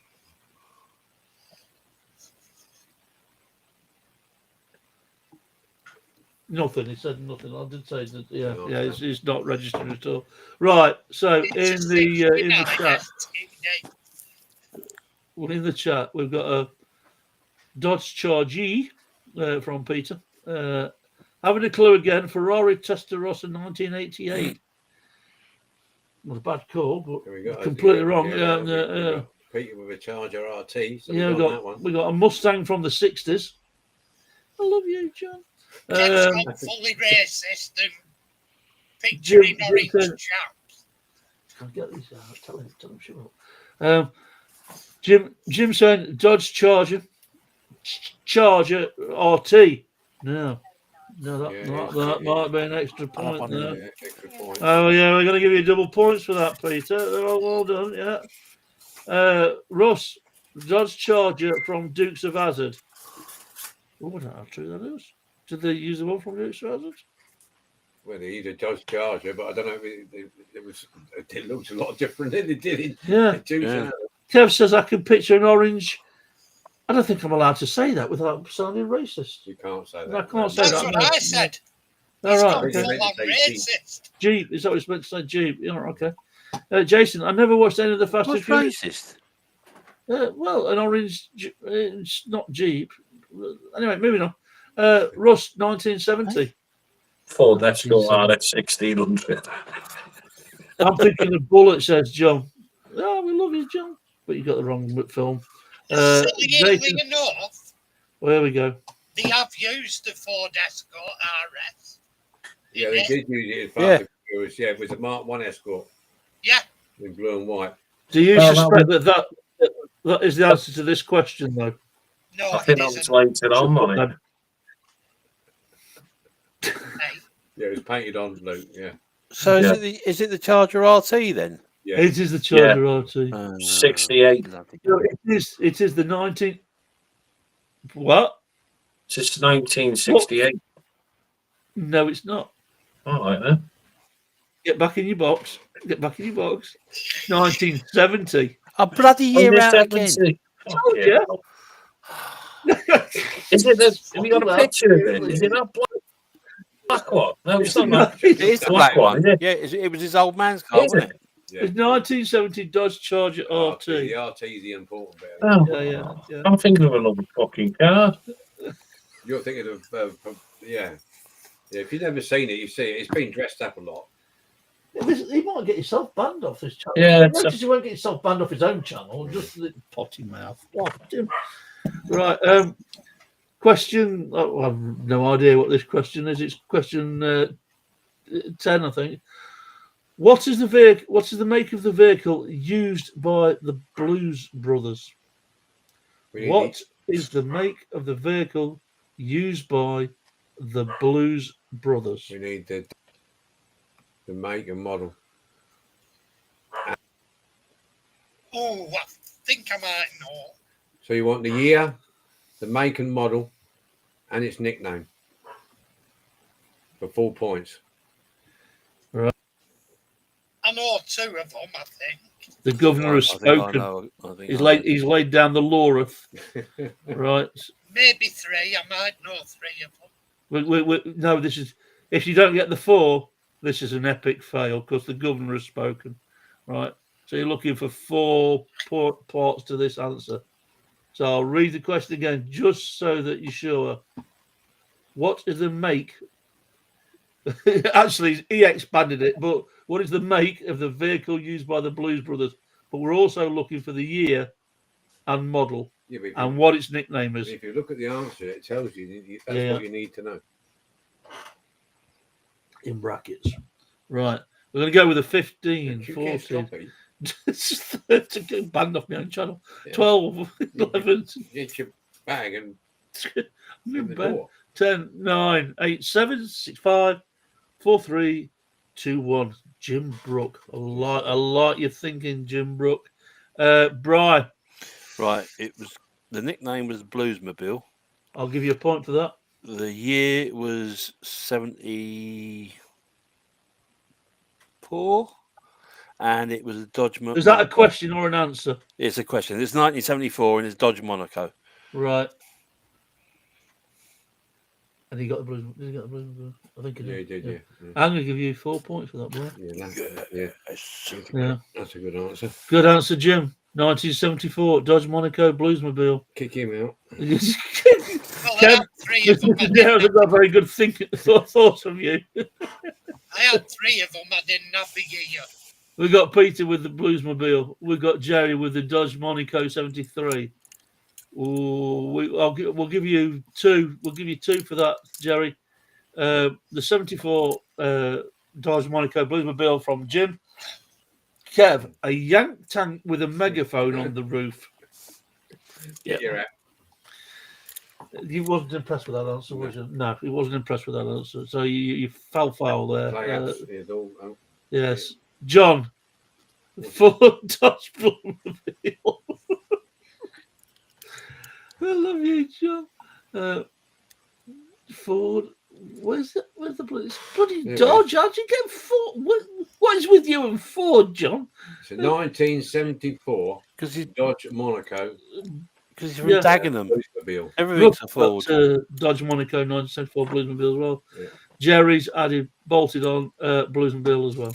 So you get a point for your Bluesmobile, you get a point for your year, and your point for your Dodge Monaco. There you go. Right, we're dragging this out, aren't we? Yeah. We're not that long to go. Oh, Luke might get this is right up his generation. Go on. You've said that before. What is the car? What is the car, Luke? Now you listening? That transforms into Bumblebee in the Transformers movies. Yeah, He's got it. Well, I think He ain't got it. He ain't no, he gave me a. He ain't got it. You don't think he's got it? No, right. Okay. I think I might have it, and I've never watched Transformers. So we'll just say that again. What is the car that transforms into Bumblebee in the Transformer movies? Not just the movie, the movies. We're going to give this. What the hell's a Dagenham dustbin? There's a Ford Dagenham dustbin. Isn't Ford. Is there a- it? I think Kev's on something tonight. He's on the drink or he's on something, mate. Nah, you see, that's interesting because I reckon I want to give Peter and Kev half a point Right. because it starts as one thing but ends up as another. So we're going to go with Brian. What do you think? Chevy Camaro. Yeah. And yes, it did start life as a VW Beetle. Yes, Jamie. VW Beetle, I was going to say. You see, I would have been. I'm going to give. Let's go with 2 points on this one. And if you got, I'm going to give a point away for the VW Beetle. I think it's only fair because I'm pretty sure he started off as a VW Beetle. Yeah, that was the original when he got in there. Yeah, but it looked really nice as a Chevy Camaro. I'll give you that. No, he had the older shape Camaro, Yeah. Yeah. and then they scanned the new one. So we got Peter saying the VW Beetle, Kev VW Beetle, Jim spot on. Chevy Camaro. It wasn't a 2 point answer, but I'm going to give a point away for the VW. Jace saying the Beetle. Yeah, Beetle in the cartoon. Is that true? I don't know that. I can't Yeah, it was. We'll ask. They're basically all good. They're all good, right? They've all got a point each. Yeah. So it's Z28. That's just showing off, isn't it? Yeah. Just Z28. I'm on the boost tonight, says Kev. Nice one, there Kev. you go. I thought he's not on his. Right. What was he on? What was he drinking? That Baby Guinness, is it? Baby Kev? Guinness. Yeah. Lighter fuel. Yeah. No, Kev put me on to that. What?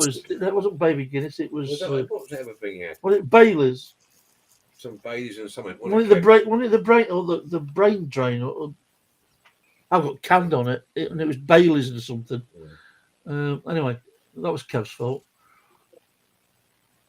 Right, okay, another movie, obviously. What type of bus? Because up here we say buzz, but my granddaughter tells me bees buzz. What type of buzz is featured in Speed 1994? Sandra Bullock. Sandra Bullock and I himself. didn't, was there a bus in it? I was just looking Oh, at not that. just some of the bloke. Easy. Keanu. Easy. He's everybody Easy. wants to be Keanu Reeves. He's a god amongst men. He I can't can act for even love of money. He's a bit of a remember wooden his plank. As he goes off screen. Exit stage left. Yeah, I can even remember her shoes. I didn't notice them, but She is a bit of a bat. Way, babe. Sandra Bullock. she's Lady and coach. gorgeous. She is gorgeous. I can't think what the movie is she's in with Ryan Reynolds, but it's a fantastic movie. It does The crack- proposal. Proposal. I love that movie. And Well, I it's into rather that to kind of get stuff. to you in your best suit. Kevin, I'm on the boost. So 10, 9, 8, 7, 6, 5, 4, 3, 2, 1. We've got a lot of. I'm on the Coke. I'm on Orlix. I don't think any of these are the answer to the movie. It wasn't right. Russ, GM Fishbowl City Bus. Oh, I'm going to give it. You close, Russ. You're making up for earlier. Yeah, making up for earlier. Jason Mercedes. Afraid not, my friend. Kev, that drink I like is Baby Guinness, Bailey's, and Tia Maria. Yeah, I got it. Except all but the Guinness. Yeah, that's The the one. National Express. Brian Johnson. It's an American bus. Well, it's pretty broad. He's not isn't wrong. Just an American bus. it? He's Well, not that's wrong. good. We love you, You John. starting. Thanks for joining. We love you, John. Kev saying Greyhound bus. How many goes at this are you having? Transit. and- he's doing a John now. Jim is saying a GM new look. Bri, have you got any ideas? I know it's General Motors, but I haven't got a clue what type of bus it is. You've had chance to Google this now, Jamie. Do you know what the answer is? I've not googled it. I don't know. I'd have a guess at a GM City bus or something. I don't know. Can he I not don't tighten think up it his was a string? Greyhound. Luke, He needs to tighten his string up. The cut the other Yeah, end I is don't know. loose. Let's do it. Helium. it's like I have no clue. I'm expecting it to break into tragedy. Yeah, that. Right, so we have got Russ, GM Fishbowl City Bus, Ace Mercedes, that drink, blah, blah, blah. American Buzz says John. Graham Buzz says Kev. GM New Look, Jim. Jim's on fire. Peter Leon is saying Red Rootmaster with Butler hanging off the back. I love it. It was all points, and all the points that are due go to Jim with the GM New Look bus. Well done, Jim. Right, question 13, I think. In Ferris Bueller's Day Off, what kind of car does Ferris borrow from his friend's dad? Oh, I can remember him getting it. Yeah, out I of the know. car. Yeah. Backwards. Yeah. In Ferris Bueller's Day Off, what kind of car does Ferris borrow from his friend's dad? Wow. Didn't end well Believe for it or him, not, I did it? saw it the other week, and that garage is still there, but it's overgrown now. We want the year, Yeah, the car. It's wonder- definite.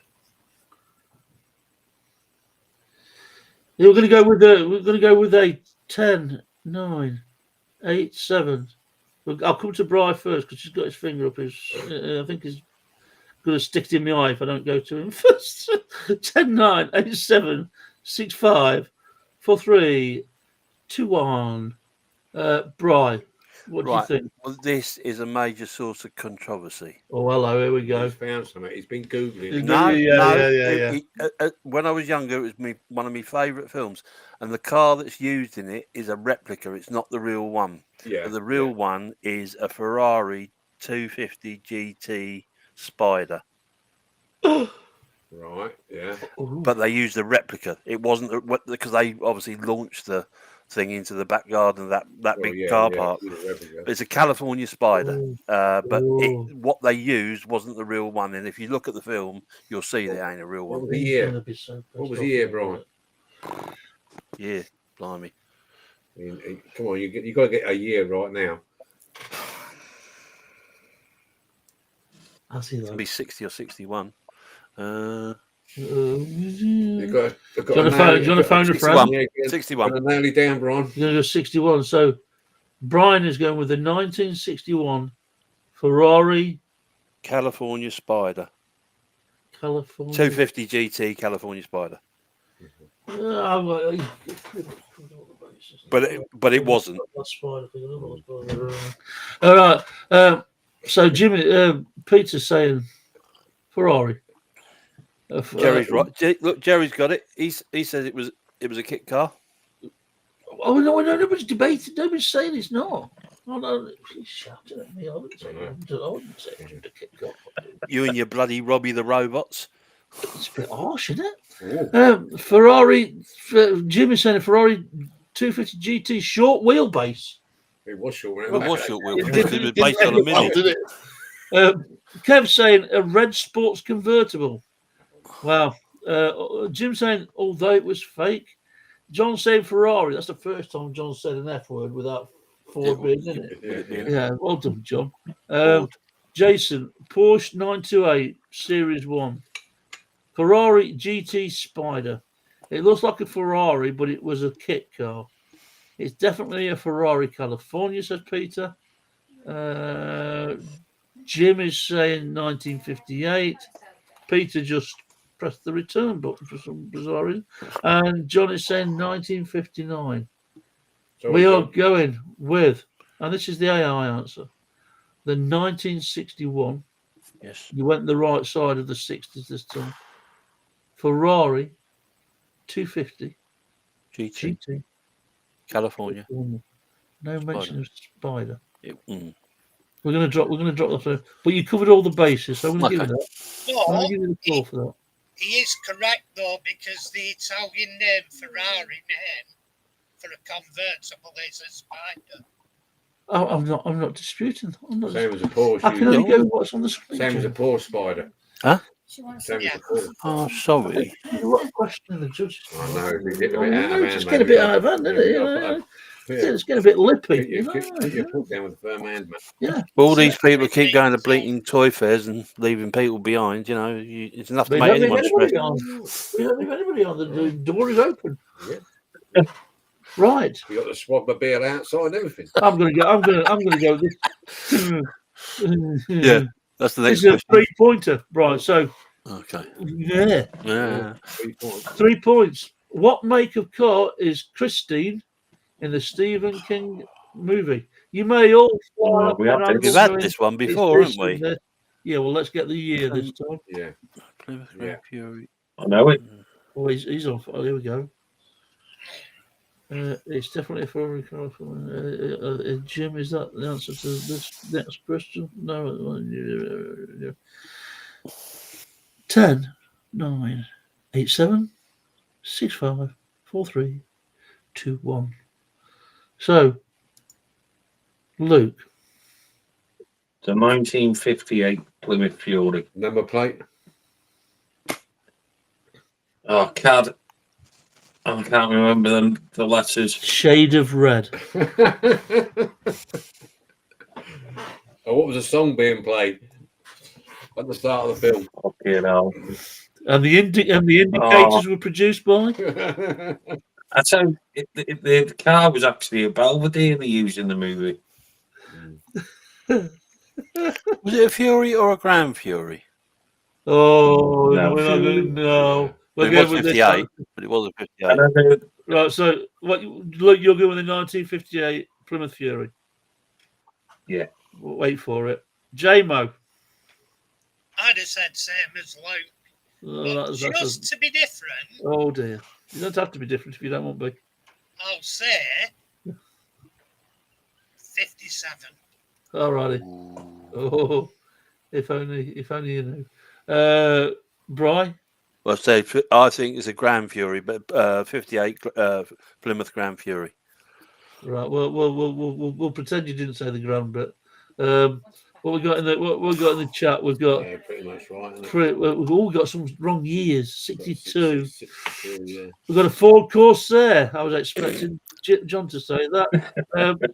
Jason was unfortunate. It's 1958 Ford Corsair. Jim, good lad. Plymouth Fury 1958. Jerry, Plymouth Fury 1958. Kev, 2 points out of 3. Kev, you got the Plymouth Fury. We'll give you that. John got it right. Get it right, man. Yeah, time to go. You're my hero. I love you, John. I love you, John. He got it right. He got it right. It was the Plymouth Fury 1958. It's that week with the Vikings, but it's all in, man. It's all right, isn't it? Yeah. I'm calling it on nights. All speak soon. Take care, buddy. Hey, Thanks for Jason. joining us, Jason. Thanks, Jason. Well done, mate. Well Thank done. you. there you go. We've got 6 to go, and then we're out of here. We started late, so we'll finish late. What kind of car is the Mirthmobile in Wayne's World? Hold your breath, George. Hold your breath. Don't say it out loud. We want the year. Do we? Oh, Yes, we do. Yes, we do. bloody hell. Oh. That screwed Brian up. Yeah. He was in with the answer, but he's knackered with the year. No, because now he's thinking, was it this one? Or was it that one? Yeah. Jamie's looking to complicate it in a minute. He's looking like a man on We've a got to start singing Bohemian Rhapsody, though. No, no, no. The thing is, Yeah, with he me, does. when I were at school, it was one of my favourite cars. And I remember roughly the year it came out. Well, we'll just see how good your memory is, so. I've got one to restore, but it's missing the back hatch. Anyway, so 10, 9, 8, 7, 6, 5, 4, 3, 2, 1. Brian. 1976 AMC Pacer. Luke. Pacer. Not sure of the year though. 70s. 70s Pacer. It's just not good enough, really, is it? It's just not good. It's near enough. Gemma. I think Oh, here we go. it was roughly 78. It Really? could have been earlier, but Yes, it was roughly 78. It was 76. yeah, fair enough. But it was released around about when my mum died, and she died Okay. in 77. So in the chat, we've got good night, AMC Peter says Peter. 2 out of 3 there, Peter. Yeah, moving on then. AMC Pacer 73 says Jerry. 76. AMC Pacer says Jim. 2 out of 3. Russ, my man's coming back. 1976 AMC Pacer. Well done. Jim. 72, 73. Still wrong. Is Peter going? Peter, Yeah, Peter. taxi duty for the daughter. All the best, guys. Thanks, Peter, for Thanks. joining up. Pleasure Thank to you. meet Nice you, Peter. We'll Okay. hopefully we'll see you again soon. Next time we do this, 2 weeks' time. 16. In National Lampoon's Vacation, what was the name of the family station wagon? In National Lampoon's Vacation, what was the name of the family station wagon? I've never seen the movie myself. Never I seen can the tell you film. this. Oh, Never- shit, it was It weren't that. It would Well- know it was a made-up one. Yeah. It's made up from another car, but it was made. Good night to Ian. Right, Ian. Right, Ian. Thanks, Ian. Yeah. Right, it was made to look like a fictional car. Right, I don't know. I can't tell you. I'm not so Is it sure. Chevy?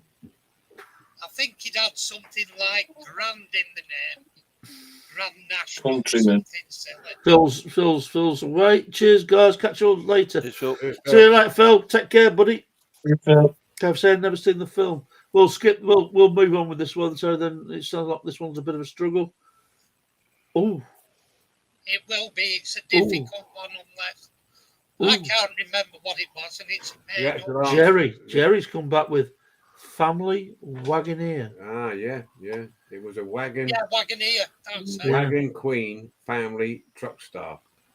Yeah, it was Ford, wasn't it? Family truck, says Jim. It was a Ford. Oh, Yeah, you got to be. If John had said Ford, he'd have been right this time. yeah. Yeah, come on, John. If you've only said Ford, John, the irony behind that Yeah. is not lost on everybody. Family truck or something.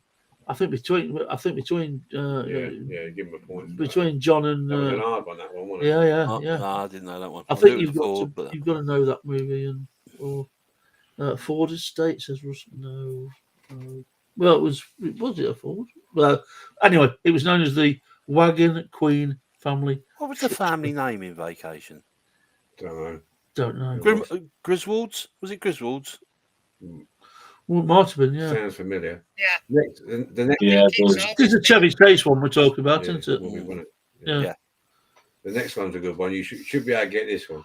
Okay. Question 17. What kind of taxi is featured in the movie Total Recall from 1990? What kind of taxi is featured in Total Recall from 1990? It was the brand of taxi, if you like. Well, but basically what it was called in the film. Yeah. Braz up there. He's got his spoon as the finger. No. We're going to give it a That 10. would be the finger. We're going to give it a 10, 9, 8. I forgot what quarter 8 then. 7, 6, 7, 5. 6, Well, we should have Thunderbirds countdown. 3, 3. Yeah, we need 2, 1. Right. Oh, Ross. I can't give it you. I can give you, if it were going for 2 points, I could give you 1, but it's a full 1. Brian, go on, you do this. Johnny Cab, yeah. Johnny Cab. Luke.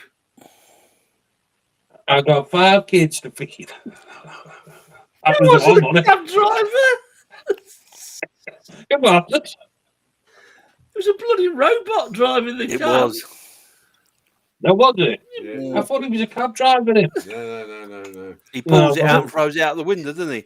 Yeah. Oh, yeah. Fake taxi. Yeah. So let's. Do you want to think that through again? Do you want to come back with a different answer? Yeah, no. I haven't a clue. It's been years since once I've It's heard. almost like the actors walked into the room and done that. It was brilliant. Yeah. Fake taxi. What? Fake taxi. Fake taxi. Yeah. Right. Okay. You obviously didn't watch the one I did. Into the chat.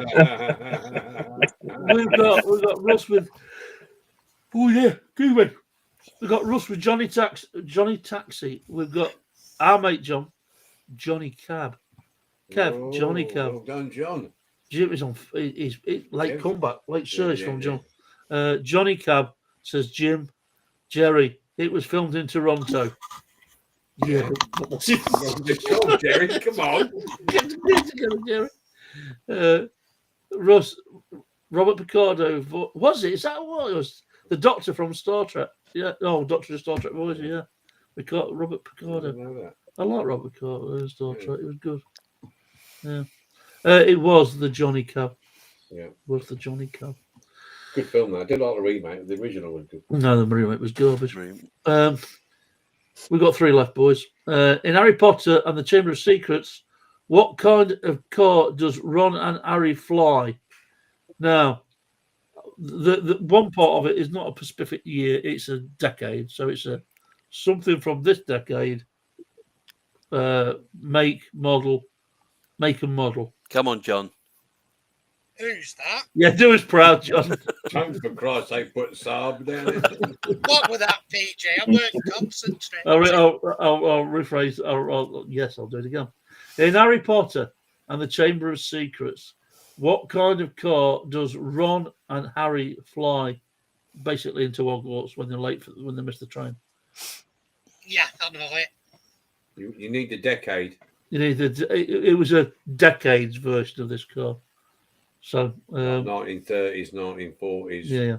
So We're gonna just give it the decade. We're going to give it a 10, 9, 8, 7, 6, 5, 4. Oh, look at John. John's flying, eh? 3, 2, 1.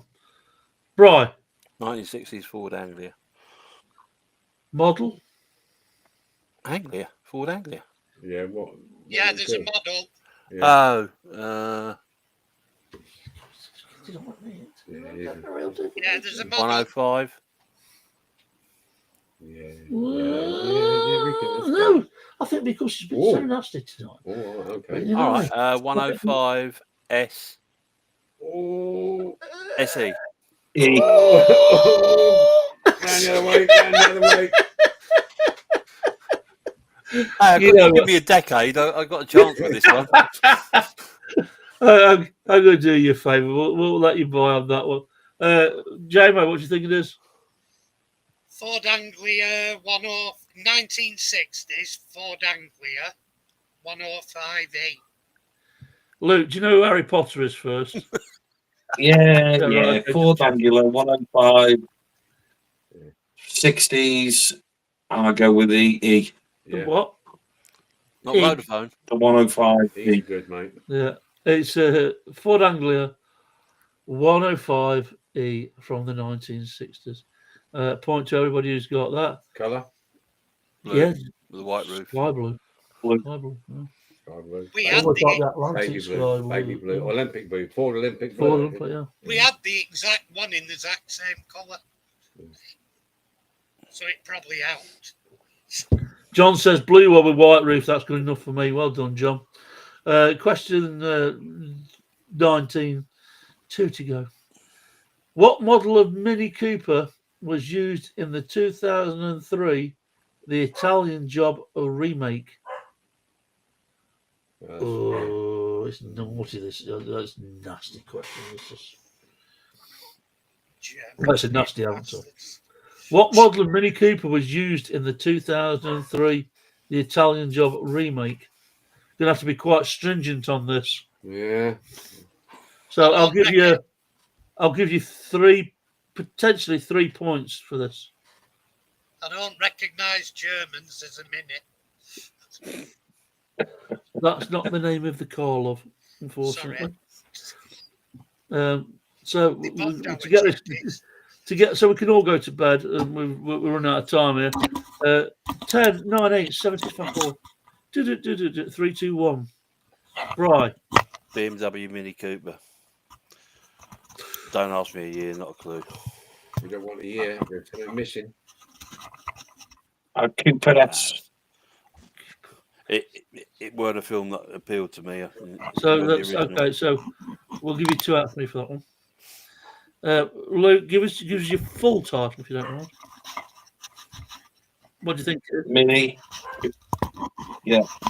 BMW Mini Cooper S. Okay. Well, I'm going to give you 3 points for that. A full 3 points for that. J-Mo. I'll go for 2001 BMW Mini Cooper S. I'm going to take a point off for being a show-off. There's no mention of 2001 in the answer. All right, then. BMW Mini Cooper S. All right, you get your point redeemed. Sorry, Mini Cooper. And Mini Cooper John. Is Peter still on? Did we lose? No, Peter went. Oh, that's a shame because that was the Batman question. favourite. If you can't be anybody, Go on be the chat, Batman. go on the Is this chat. the last one? Yeah. This is the last one. Yeah. What have we got? We've got Rubbish Remake Films, says Kev. Well, I can't argue with that. No. Russ, 2002 Mini Cooper S 2-door. Yeah, 2-door, yeah. Mark 7 Mini Cooper, says Jim. Yeah, we I so. can't argue with that. John's on fire again, but he ain't got, Mini, he ain't got the front bit, John. Yeah, you got the all the S. Mini No, Cooper. well, you got midway. Yeah. I'm going to give you, yes, I'll give you 2 for that, John. Love you, John. What is the name? Well, to round this out for tonight. Last question, chaps. Last question. Stay strong, stay brave. What is the name of the armoured vehicle used by Batman? Because you've got to be Batman. Love Batman. In the Dark Knight trilogy.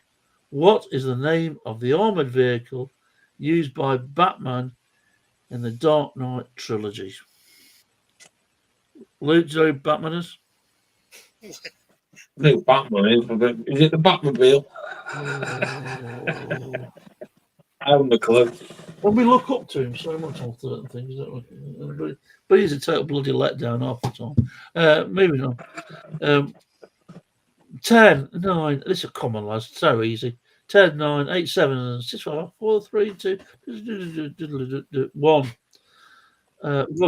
Russ is there with Tumblr. Jim, the Tumblr. JMO. I didn't say anything. I thought the Tumblr, but I weren't sure, if I'm being honest.